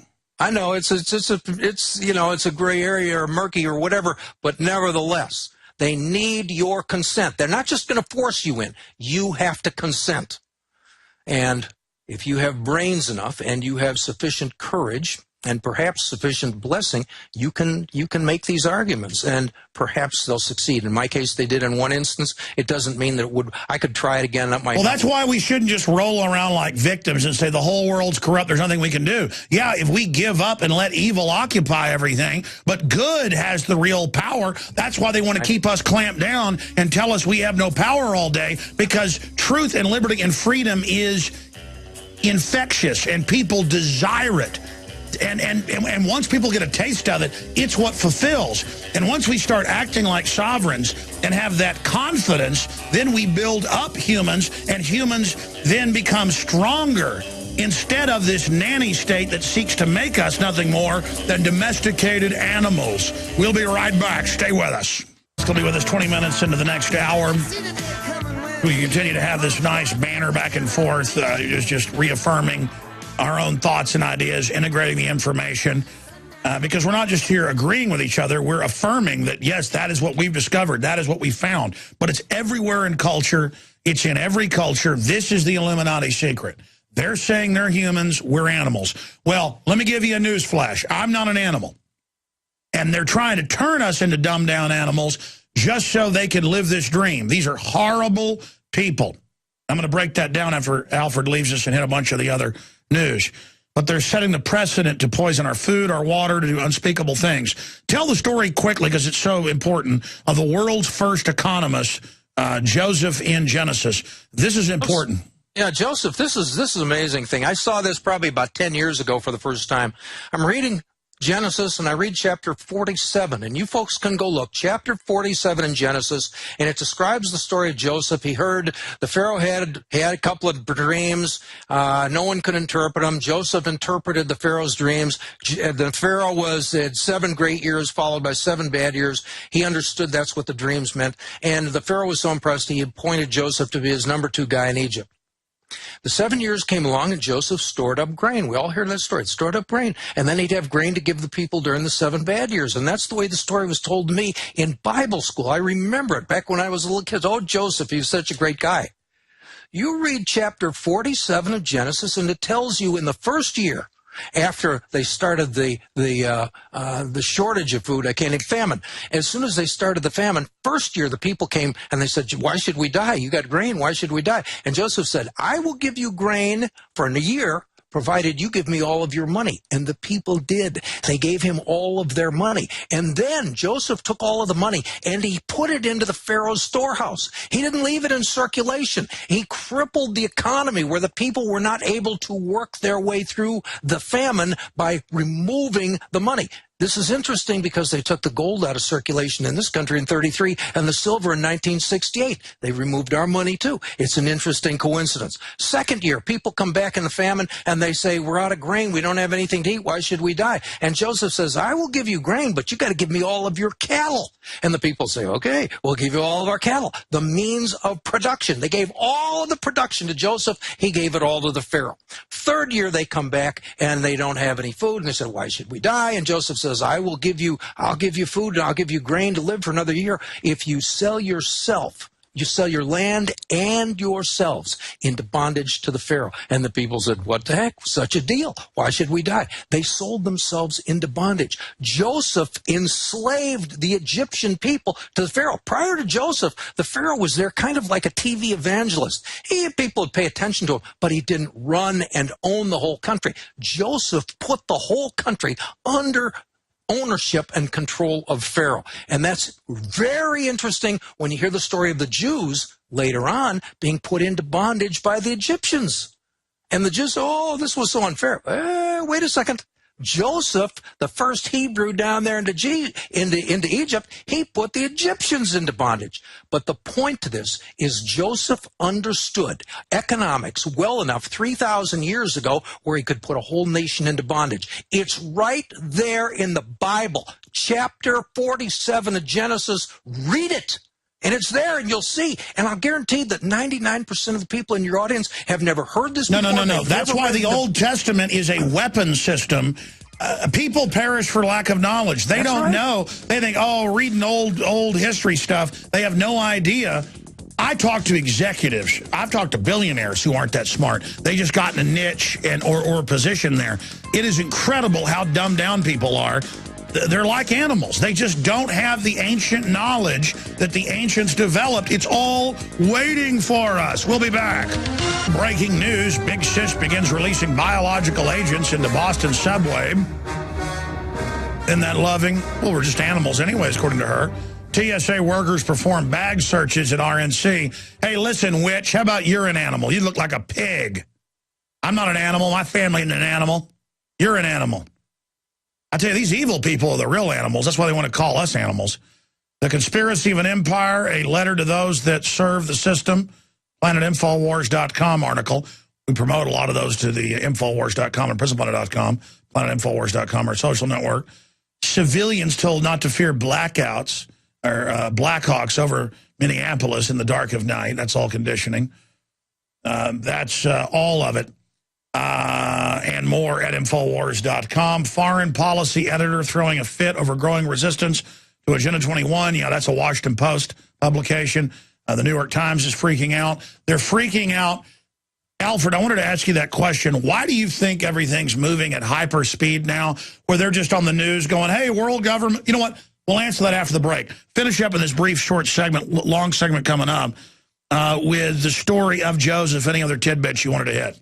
Well, Joseph, I don't know. We pretty much hit it. I mean, it's just a question. He captured a whole nation and put them in bondage to the Pharaoh. And the people consented all the way, and they even cheered. They said, hooray, Joseph has saved us. No, he didn't. He took those people from freedom. And that's the story now, with the bankers engineering the collapse, then posing as the saviors. Yeah, exactly. Exactly. And it's 3,000 years anyway since the time of Joseph. And how many people have, it's right there in the Bible. How many people know it? It's right there. It's almost everything you need to know about economics. You know, you can get to good economists, and they understand all sorts of interesting things about the velocity of money and M1, M2, and 3. But maybe all the average person needs to know about economics is right there in chapter 47. If you can read, if you can see, and you say, wow, what does this mean? Well, you know, you can see This is happening now. We're doing it again. It's astonishing. You know, I see the general public. They're either really waking up or they're like in this giggling, gibbering, delusional, childlike state. Have you noticed that? Yeah, I get what people are afraid. You know, one thing I've seen over the years is you can bring a new idea to someone, and that person understands the idea on an intuitive level before he understands it consciously, and he'll understand that if I accept that idea, it's going to put me in a position where one of these days I'm going to be forced to choose between what I know to be right based on this new idea and just getting along in life. And I don't know that I have the courage to make that choice. I would prefer to look in the mirror every day and think of myself as a good man because I haven't made any difficult choices or refused to make those choices. I don't know if I make that very clear, but people can understand. Beautifully said. They will reject them if they understand this thing's going to it's going to make me have to make a very big choice one of these days, and I don't want to make that choice. I don't want to be put in that position. So they avoid. But as soon as I started living like that, I was suddenly so fulfilled, it's like hard to even handle.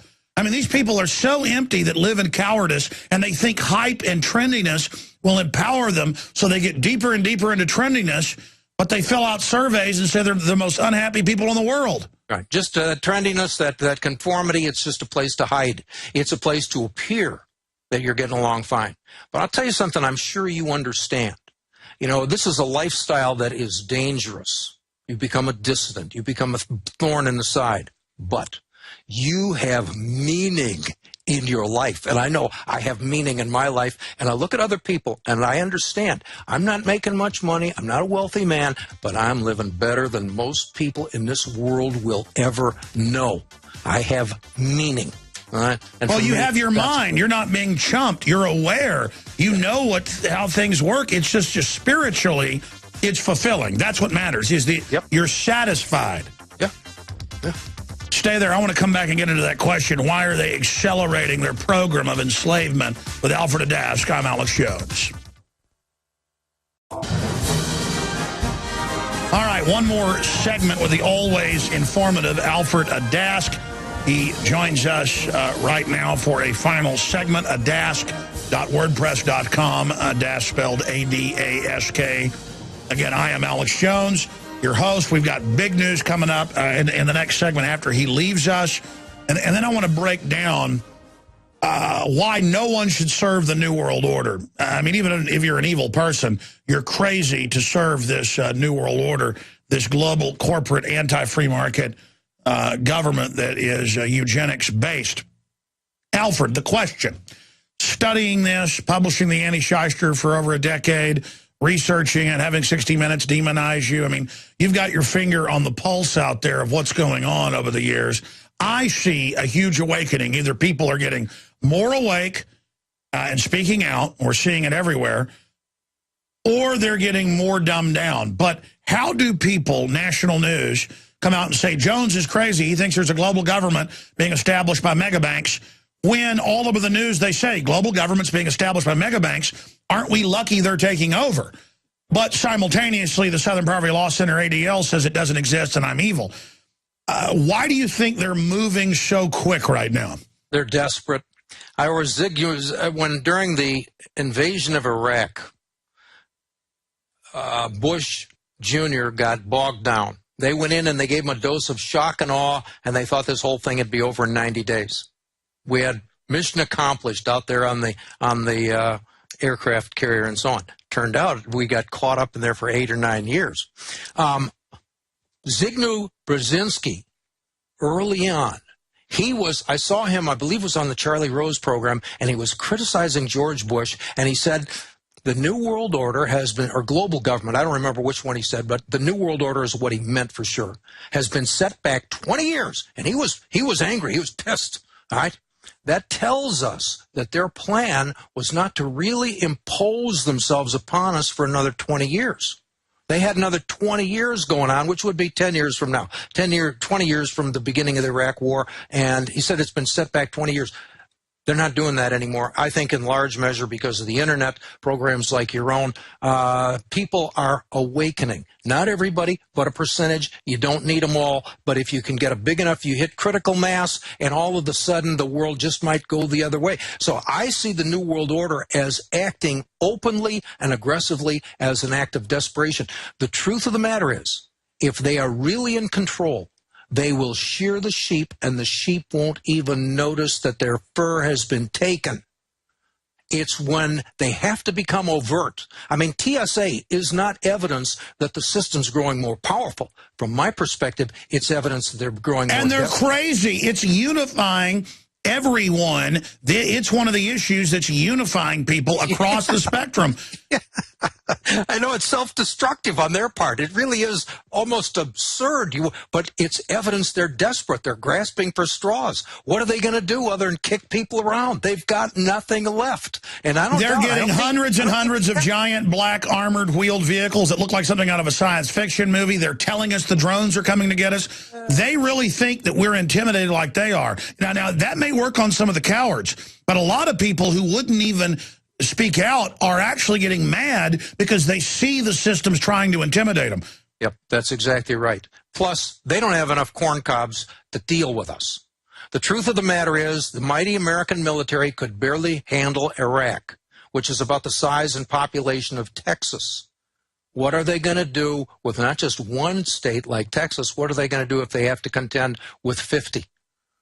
They can bluff us into submission, but they don't have the power to push us into submission. If they bluff us, we consent. And that's what they're looking for. Oh, they're going to huff and puff and blow our house down if we don't do what they say. Yeah, well, maybe yes and maybe no. It depends on how many people stand up on their hind legs and say, no, we're not going along with this. Plus, we've got tens of millions of armed Americans in this country.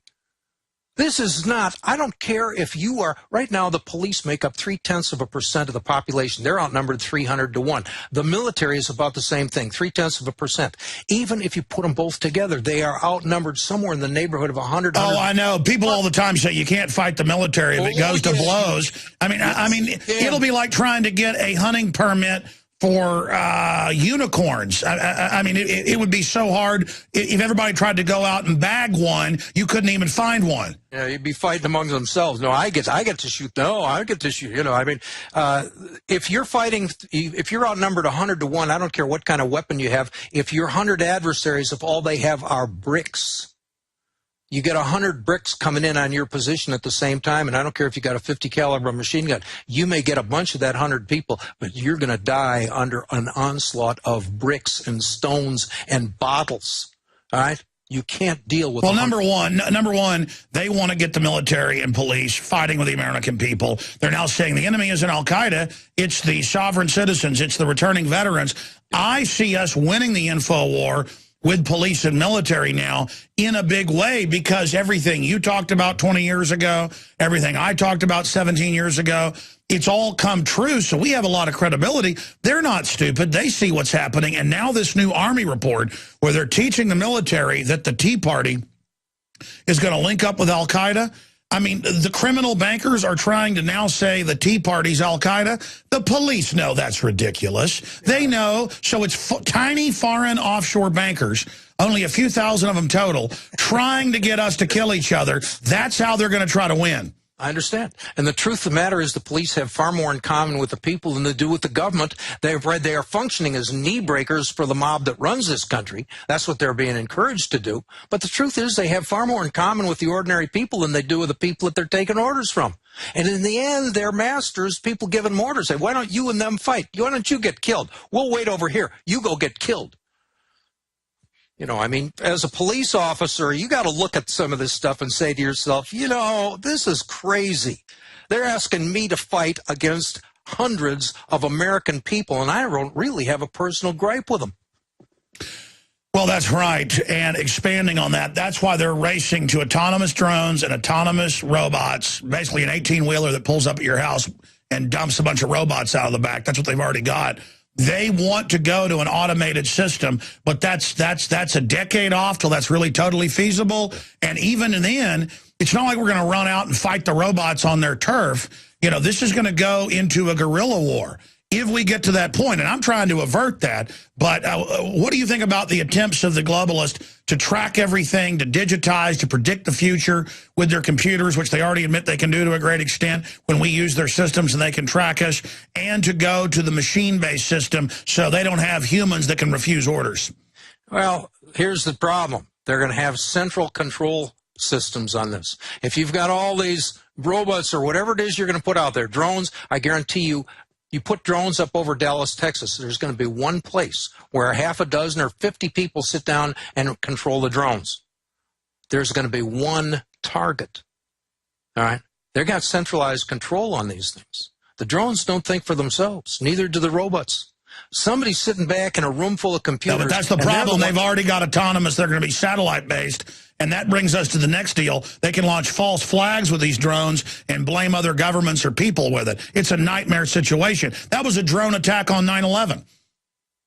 Well, I understand. Airplanes allegedly did things that airplanes can't do. What can you say? Well, I mean, all the calls that were real off airphones, not the fake ones the FBI admit were never made by the Solicitor General's wife. I mean, it turned out it was fake. That's like Associated Press. The real calls were, there's gas, I can't breathe. They just had guys that were in a drill. We know they work for the government. They nerve gassed everybody on board, and a computer took over. And it's just incredibly diabolical that they did that. Well, every bit of this is diabolical. You look back on this, for example, we talked about this man or other animals thing. I harp on it on a regular basis. First instance we found was the 1906 Pure Food and Drug Act. They defined food and drugs in terms of man or other animals. This is not an accident. This is evidence. This has been going on for a century. It's been in our law. They said black people weren't humans, and that's why they could kill them or use them as slaves. This is thousands of years old. This is 4,000 years old. Yeah, that's exactly right. And again, this is spiritual warfare. That's what we're engaged in. And I say, hooray. Once you get that, you understand this is great. I mean, this is great. But you're not going to get the ammo you need at the 501c3 churches. Well, it's going to be a dangerous time. But if you really believe, if you think there's another life coming, hey, spiritual warfare is fun. I know it's scary. I don't mean to understate that. I don't mean to, mistake. No, I understand. When you actually tap into God, this all becomes fun. Yeah. I mean, even bad stuff becomes fun because you're doing the right thing. That's exactly right. That's exactly right. And it removes that sense of doubt. It removes that sense of personal fear and anxiety. And all of a sudden, hey, I'm good to go. Well, the globalists in the videos we've gotten from Homeland Security training, they go, and these people are committed, and they're never going to back off. So you better watch them, and they're all scared of us in these meetings. They believe, they stand for something. Well, I mean, what do you guys believe in? You serve a bunch of foreign banks that want to abort little kids and stuff? I mean, it's sick. You know how stupid this is? There are reports from Southern Poverty Law Center that estimate there's 300,000 members of the sovereignty movement, whatever that is, in the United States. And the FBI says there have been 6 homicides since 2000. In 12 years, there have been 6 homicides that have been linked to sovereigns. It didn't even say that these sovereign people... But we're the number one threat. Well, here's the problem. The homicide rate in this country is 17 per 100,000. If there are 300,000 sovereigns, we should be killing at least 17 people, 3 times that, 50-some people every year. And in fact, they can only point to 6 in 12 years. It indicates that we are orders of magnitude less violent than the ordinary people. That's the implication, and these are the numbers they... That's right, but we're smarter and know how to navigate with our words is what's happening. That's the problem. I'm a dangerous man. Do you know why? I've got 12 dictionaries. I've got 7 copies, 7 different versions of the Bible, and that's hard copy plus what I've got on the computer. That makes me a dangerous man. I can read. I can write. I am dangerous. Well, you've got the Bible, man, and right there, like you said, it's all right there. That's why they make fun of it all day. They're scared you're going to get in it. Segment, I'm going to get into the panopticon of technology control and the globalist master plan and why all of us have a responsibility to stand up against it and speak out against it immediately. Also up at drudgereport.com on the left-hand side, U.S. veterans forcibly sequestered in mental hospitals is indefinite detention, and it's happening everywhere. And it's one of these creeping operations that they're running against the people. But again, coming up, scientists successfully hacked brain to obtain private data I'll give you my take on that. Right now, police outnumber convention protesters 4-1 in Tampa, the Hill newspaper is reporting. They have the TSA on the streets searching people all over the city, including many miles away. We have videos and articles. People with cameras are being grabbed by the police and put in databases. I mean, it's just all an exercise of the police state because a bunch of Republican establishment people are meeting. I mean, whoop-de-doo. It's so ridiculous how they use any event now as a pretext to totally take over. Take Katrina. They use that to take the guns. Heaven forbid there be another flood in Louisiana. They'll come to get the guns there. Even in rural areas, you're high and dry on a house in stilts. They pull up, you got a generator. They go, we're coming in to take your guns. I mean, since when did the government do that? I mean, they want the precedent. They want to set it. What they don't want you to know about is on WOKV television. And I see these in local news every day. In fact, they have websites that show people that are involved in self-defense. We should create a whole subsection of Infowars.com or PrisonPlanet.com. In fact, I'm going to do that just on these stories. Because, I mean, over 20 times more often, the FBI's own crime statistics show that guns are used to stop crime than they're used for crime. I mean, look at the areas where they've taken all the guns. That's where you have the crime. Customer shoots robber dead. Jacksonville, Florida. Instead of saving money, a Northside dollar store, 57-year-old grandfather ends up saving the day. The man was doing some late-night shopping at the Dollar General store in Dunn Avenue when all of a sudden 2 men stormed and tried robbing it. Unfortunately for them, the man appears to have a concealed weapons permit, said Lieutenant Rob Schoonover with the Jacksonville Sheriff's Department. That's Jacksonville, Florida. Hey, good for the police to not demonize the guy. Usually they demonize somebody when they defend themselves. That's how you can tell if you got a better police department. If they go, oh, good, the citizen took him out. If they demonize it, you get rid of that police chief. Unfortunately for them, one of the men happens to have had a concealed weapons permit, said Lieutenant Rob Schoonover with the Jacksonville Sheriff's Office, says the man wasted no time springing into action. Yeah, have you watched all these countless videos of the woman in the jewelry store, the guy, a few weeks ago, all these cases in the internet cafe where the people come in with their shotguns? I mean, these are citizens, Second Amendment, grew up with guns. They're, boom, they aim right on, just like police training. That's just basic training. Boom, boom, boom. They shoot them, guys fall over dead or, start bleeding and run off. And the untrained crooks always just drop their weapons and run because they grew up watching television where that's what you do. You when your gun's out of bullets, you just throw it down. Or if somebody shoots at you, you just run in fear. Because most of these criminals are just complete idiots. Smart ones go and join government or join big corporations. They don't come in and even case places. They just walk in places like Texas and Florida where every other person's got a gun. I saw an article a few weeks ago where a woman was jogging at a 25. I see that all the time. Guys try to rape her, she shoots them. But no, it's feminist, though, Gloria Steinem says, to not have a gun and just try to call a cop whose average response time is 11.5 minutes. I mean, my daughters are learning how to shoot guns, and they're going to have guns. And when they go away, if there's even college when they get that age or even a country left, you try to come hurt them. They're not going to, I mean, number one, my 8-year-old can already beat me up. She's a gymnast and everything else, and she likes to, wrestle and box and stuff. She's meaner than a rattlesnake, and pretty as I can't say what, but just beautiful. But I just love the fact that my women are really empowered and strong, not this whole fake feminist thing, but that's a side issue. Here's the big issue I want to make. Here's what nobody's pointing out. The New York police could sure get some training from citizens that know how to use guns. Because all over the place, people come in to arm rob, and the citizens just draw down and take them out. And in all these hundreds of cases I've seen the last year, they never shoot anybody else.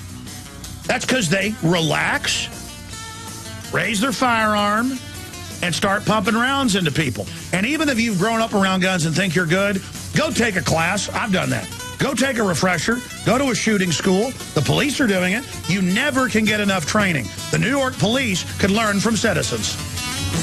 The establishment knows that, and they want to dominate the future. They want the spoils of human development and human culture, and they don't want physical, biological slaves anymore. They want to get rid of us and be served by machines and have a tiny technocratic servant group. And they write endless books and publications and literature on this subject and are declaring that they're already waging war on us by means of siege, shutting down our resources, our infrastructure, our culture, poisoning us, cheating us so that they can dominate us, trying to breed us for stupidity and weakness. It is truly disgusting that all of this is happening and all of this is going on. And I want to have a message to everybody and a message to the establishment as well here in just a moment, and go over more of the news. The toll-free number to join us on the subjects that you heard Alfred Adask talk about or what I've talked about. We'll have time to take a few calls here. I do have Steve Quayle with a big in-depth interview coming up tonight on InfoWars Nightly News. Aaron's doing the news. I'm doing an in-depth hour-long interview with Steve Quayle tonight. He'll be on the radio with us tomorrow. Just a program note there. The toll-free number to join us is 800-259-9231, 800-259-9231. Briefly, we are 2 hours and 35 minutes into this global transmission. I would also like to add that, remember, this broadcast is listener-supported. We're not like Media Matters that gets money from George Soros, that got his money from taxpayers worldwide and banker bailouts. We're not like MSNBC that on record got jobs program money from the White House. What was it, $500 million? They got another $1 billion roughly at NBC total out of banker bailout money, your taxpayer money. We are not supported by that. In fact, the system fights tooth and nail to keep us from even being able to get to you. But despite that, because there are a lot of people that love freedom and truth worldwide, we've been able to get on over 115 AM and FM stations, global shortwave, #1 when it comes to audio streams and podcasts for talk radio at prisonplanet.com and Infowars.com and on XM 166. So it's a big deal that we've been able to crawl and scrape over 17 years up to this point. And if we were able to have the same growth rate continuing, it would spell just unbelievable curtains for the globalist. They understand that if they destroy me wrong or try to destroy this operation incorrectly, it could turn us into a cause celeb. That's why they try to exterminate us via going after our character and going after our name. They want to assassinate our name instead of assassinating you physically, because they understand everything is an info war until the final blow that's physical. We are cheerfully marching forward into incredible danger. But I will be honest with you, that is incredible excitement, because the road is a good road, it's an honorable road, and honor is all that matters. And I don't say that because I am this absolutely wonderful, perfect person. But my heart is good. I want to be good. I want to help people. I want humanity to succeed. And I want to thank all of you for getting us to this point. We wouldn't have been this successful and couldn't have done anything if people didn't see past my idiosyncratic nature and understand with your discernment that my heart is good, because our hearts are good and we're turned towards the Creator and love everything that is good and recoil from that is bad, including our own selves, the aspects of us, our lesser angels, as they say. But we are in an epic struggle, and the fact that someone of my background and skill, which is not that great, but I have a wide range of gifts. We all have gifts, but compared to many, my gifts are not nothing to write home about, other than the fact that I've been dedicated and that I have been tireless and that I have been committed. Those are some of my better traits. And the oratory that the good Lord gave me, the memory, the vocabulary, and the willingness to go forward against bullies, all of that has brought me to the point I am today. And I am here just wanting to thank all of you for your support, and thank you for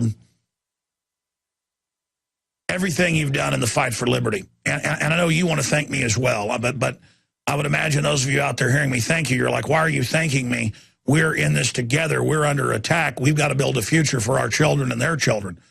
We've got to wrestle with the darkness. And that's why I don't like being thanked. So we're on the same page. But nevertheless, I do want to thank you because it's important that we understand we're doing something epic here. This is epic. And the system knows it's epic. The system knows this broadcast is for real. The system knows I'm for real. The system knows that more people are waking up exponentially, and they're panicking. And they're afraid because most of the minions of the system are not completely evil. They're ignorant. They're following peer pressure. They're compartmentalized. And they think they're engaged in the psyop on us. But in truth, they are in the heart of the psyop, and no one is as deceived as those that sit at the center of a spider web of dehumanization and death and think that they're winning. You never win in an offensive war. The type of societal and cultural mode that allows you to offensively go out and attack and enslave or destroy innocents that did nothing to you, that attitude and that worldview will come back on you. Just like people are like, yeah, kill all the Arabs, take their rights. It was always set up for the very good old boys that were tribal and were felt threatened by foreigners and who the globalists manipulated into going for torture and war and secret arrest as if that was America. And the whole time, the weapon system, the control grid was being set up for you. And so many of these people in the system, even though they have more courage than couch potatoes or welfare people, they still are cowards because they may physically be willing to face a little bit of danger, but it's mainly for their ego and for the power trip. But you're not willing to face peer pressure degradation to gain liberty for yourself and your progeny. And that is why you fail, and that is why you're not fulfilled, and that is why you will be destroyed. If this system is fully birthed, which it's now been birthed, and now it's growing, and now it's getting up on its legs, if it comes to maturity, what's been built, there will be no flesh left on this earth. That's the goal. There will be no flesh left. This is an attack on the flesh. The New World Order is a flesh-eating demon. The New World Order is a life-destroying force. The ninth circle of hell is described spiritually as being sub-zero. It's cold, like the depths of dead space, or the dead spaces between dimensions, the empty spaces. Death is emptiness. And we face the spirit of emptiness that seeks to empty out this planet. The New World Order, who claims that they want to save the earth by getting rid of humanity, are the ones actively trying to kill the ocean, putting genetically modified organisms into it at every level of the food chain. They are actively trying to kill the foliage of the planet. They are actively diseasing the genetic code of humanity. The DNA is becoming mutated. The sperm counts are down over 87% in the Western world. The cancer rates are exploding. Our children are dying and sick all around us. We are a cursed people who march our children up in the morning to the top of the Aztec temple to have our children gutted in front of us. But we do it slower with a Gardasil shot or a factor 8 injection.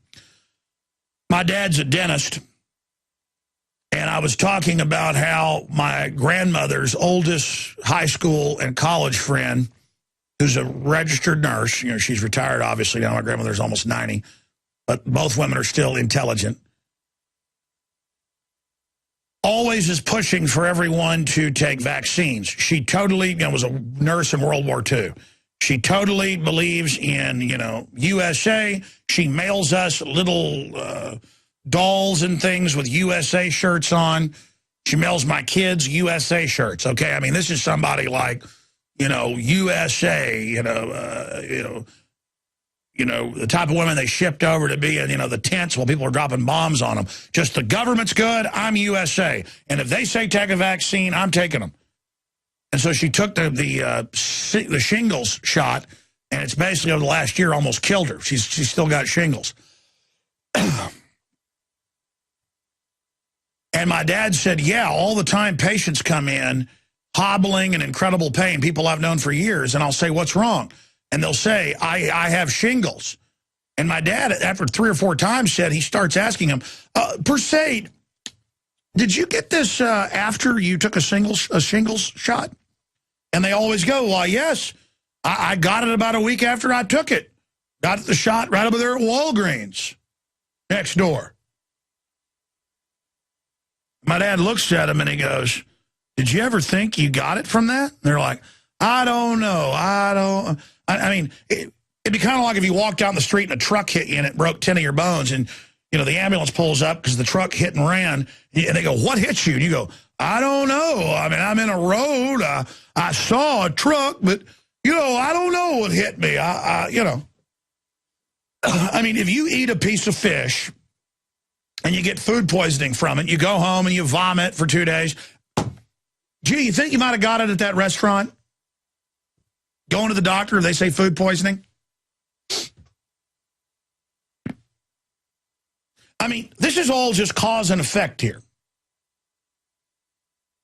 And we've got all the statistics where the big companies knew that the whooping cough epidemic that they called, it was a few hundred cases in California, was caused by the vaccine. And it turned out they knew it and did it on purpose. And that even came out in the news. But back of the paper. And it should be all over every paper that they're knowingly giving you shots, giving you the flu, giving you the whooping cough, giving you the measles, mumps, rubella, giving you everything. And it just stacks up and stacks up. I said I'd go to your calls, and I got this message to the New World Order. I mean, I guess the whole show's a message to the people running this and to those of you that are victims. Will you save yourselves? Will you do anything? Is there anything you're concerned about? I mean, they know it's a death sentence to all the troops they have used DU munitions. They know it's a death sentence to give you these vaccines. They know it's a death sentence when they ship out the tons of opium into the United States. The U.S. military brings it directly in now. They just put it on the news like it's no big deal. You understand that we've killed 52 million American babies, and we just say, oh, that's just a choice. Oh, come on. Come on, don't judge people that had an abortion. No, a lot of people did it through ignorance, just like an Aztec bringing their kid up to be chopped up, thought it was okay to do.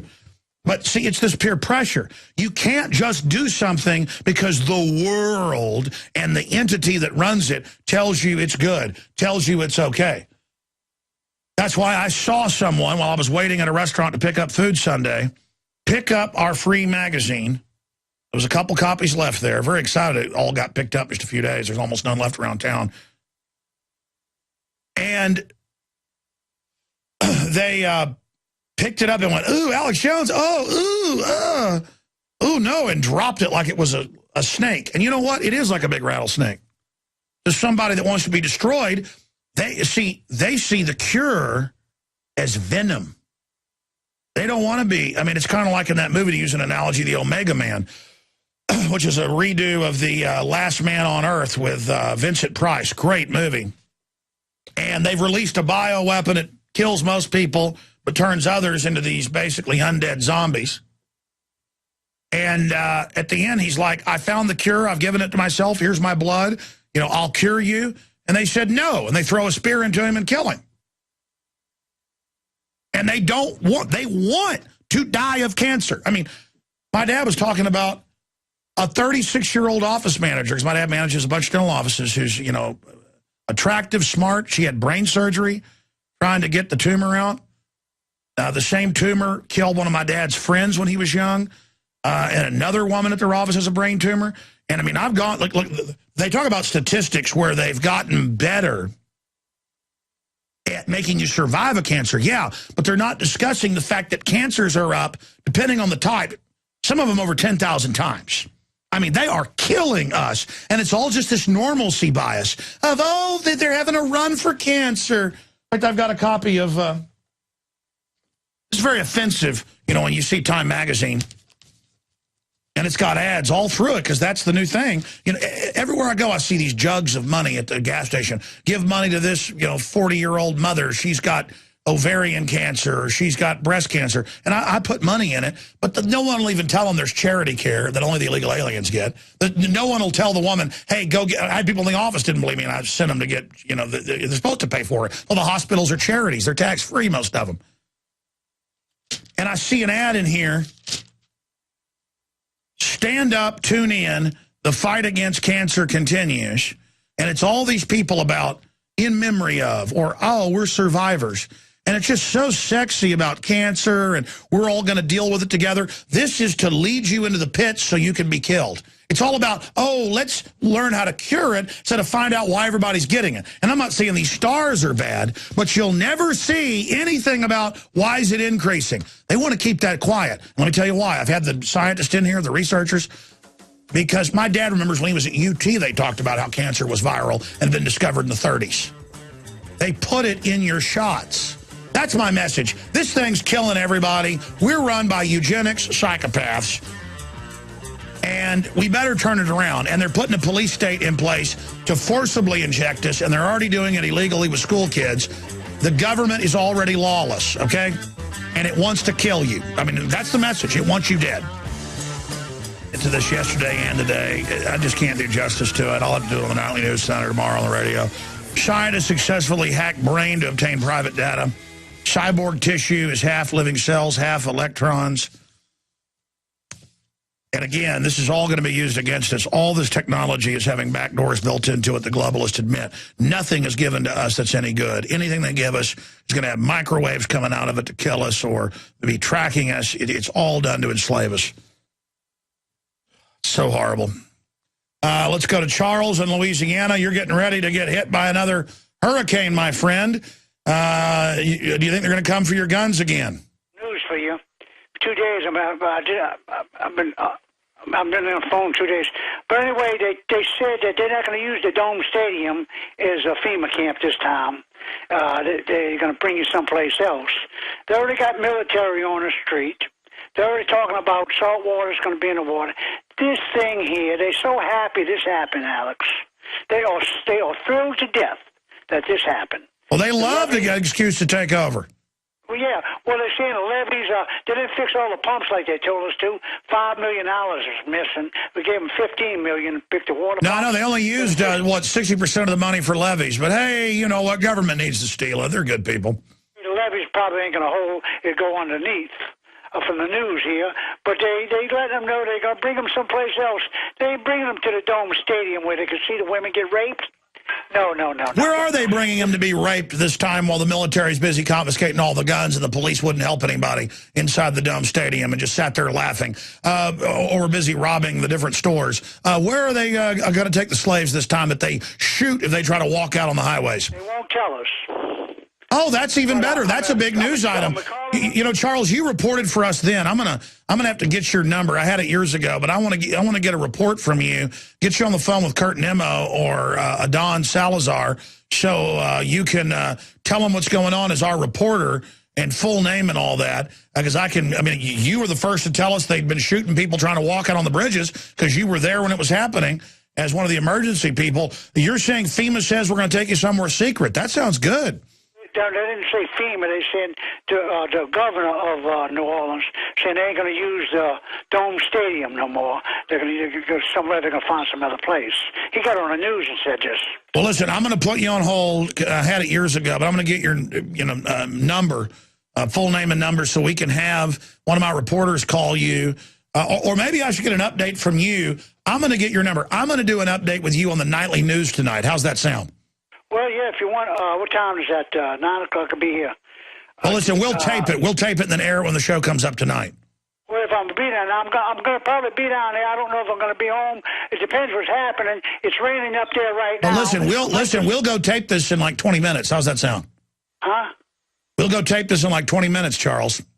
Okay, you got my number, sir. Well, I had it years ago, but just listen. You've been a great reporter for us, and I forget your last name. I know you've been in the news and stuff down there. Just do me a favor. I know you've been calling in for like 14 years. I apologize for forgetting your last name. I'm going to put you on hold, give me your full name and number, and I'm going to have them call you in about 15 minutes or 20 minutes, and we'll go tape an interview. We can really lay it all out for everybody about what's happening, okay? No, I haven't been down there yet. If I go, I don't even know if I'm going to go. Because, no, I know, but I mean, you've always been a good source of info. You're saying they're saying they're going to take people to an undisclosed location. I'd like to get an update from you on that. I don't know. That's all I got. The mayor said this on Channel 2 News. Yeah, well, you were a witness to the crime last time, so I'd like to interview you about what it's like seeing Katrina come. Okay, can we do it in 20 minutes? Yeah, you can. Yeah. All right, we're going to put you on hold. Get your full name and number. Come back, take a few more calls right now, then I'm going to interview him. Stay with us. We should pray for everyone in New Orleans and surrounding areas with the hurricane coming, and not so much for the hurricane, but the military and police will be, if it's bad, we'll be robbing everything and taking guns and raping women and killing people who try to walk out with their families. So get ready for government to absolutely have a heyday with you because they're so ready to attack you. The military will try to save people, most of them, but the special brand of police they have there in New Orleans will certainly be enjoying themselves. The military will be getting the guns. That's how they help you. Okay, let's go to callers that have been holding. Judy in Florida, then Daniel and Kathy. Judy, welcome to the airwaves. What's your take on all the happy news we've been covering? Well, Alex, thanks for talking with me. I've been thinking a lot about what you and Alfred Adask were talking about over the weekend. I mean, just because I was having such a lovely time with normal, healthy people. And, and I was thinking about the fact we are human beings.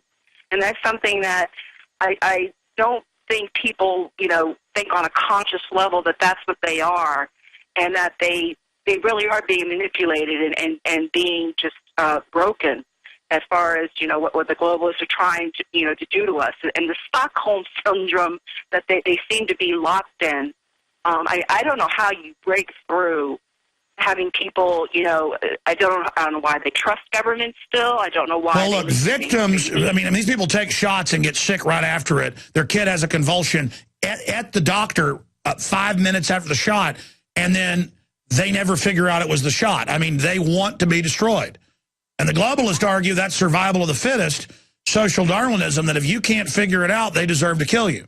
And so they just love it. It's too scary to admit that there's criminals over them, so they will do anything because they're delusional. And they're just sad victims in a trance, and we've got to pray for them and try to help them.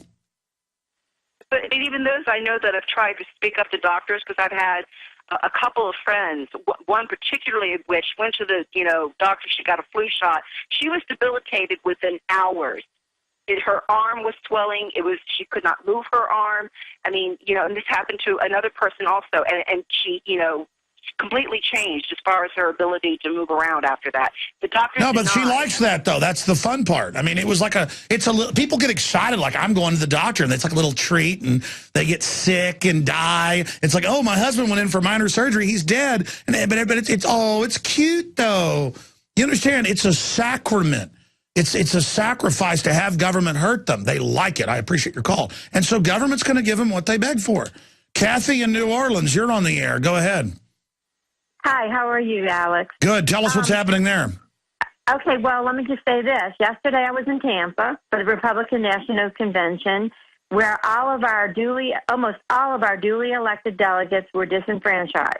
So we got our group, drove back to New Orleans to bunker down for the storm. It hasn't hit yet. We're waiting to see what's going on. We are very familiar with the police state. We actually did our whole info reporter contest on that. However, it was never shown. But anyway, I just wanted to say we went to see Dr. Paul's last speech, and it was fabulous. They had over 10,000 people in the audience. It's really, really sad what's going down there. People have stayed, even with their houses in danger. and they're just not listening to them.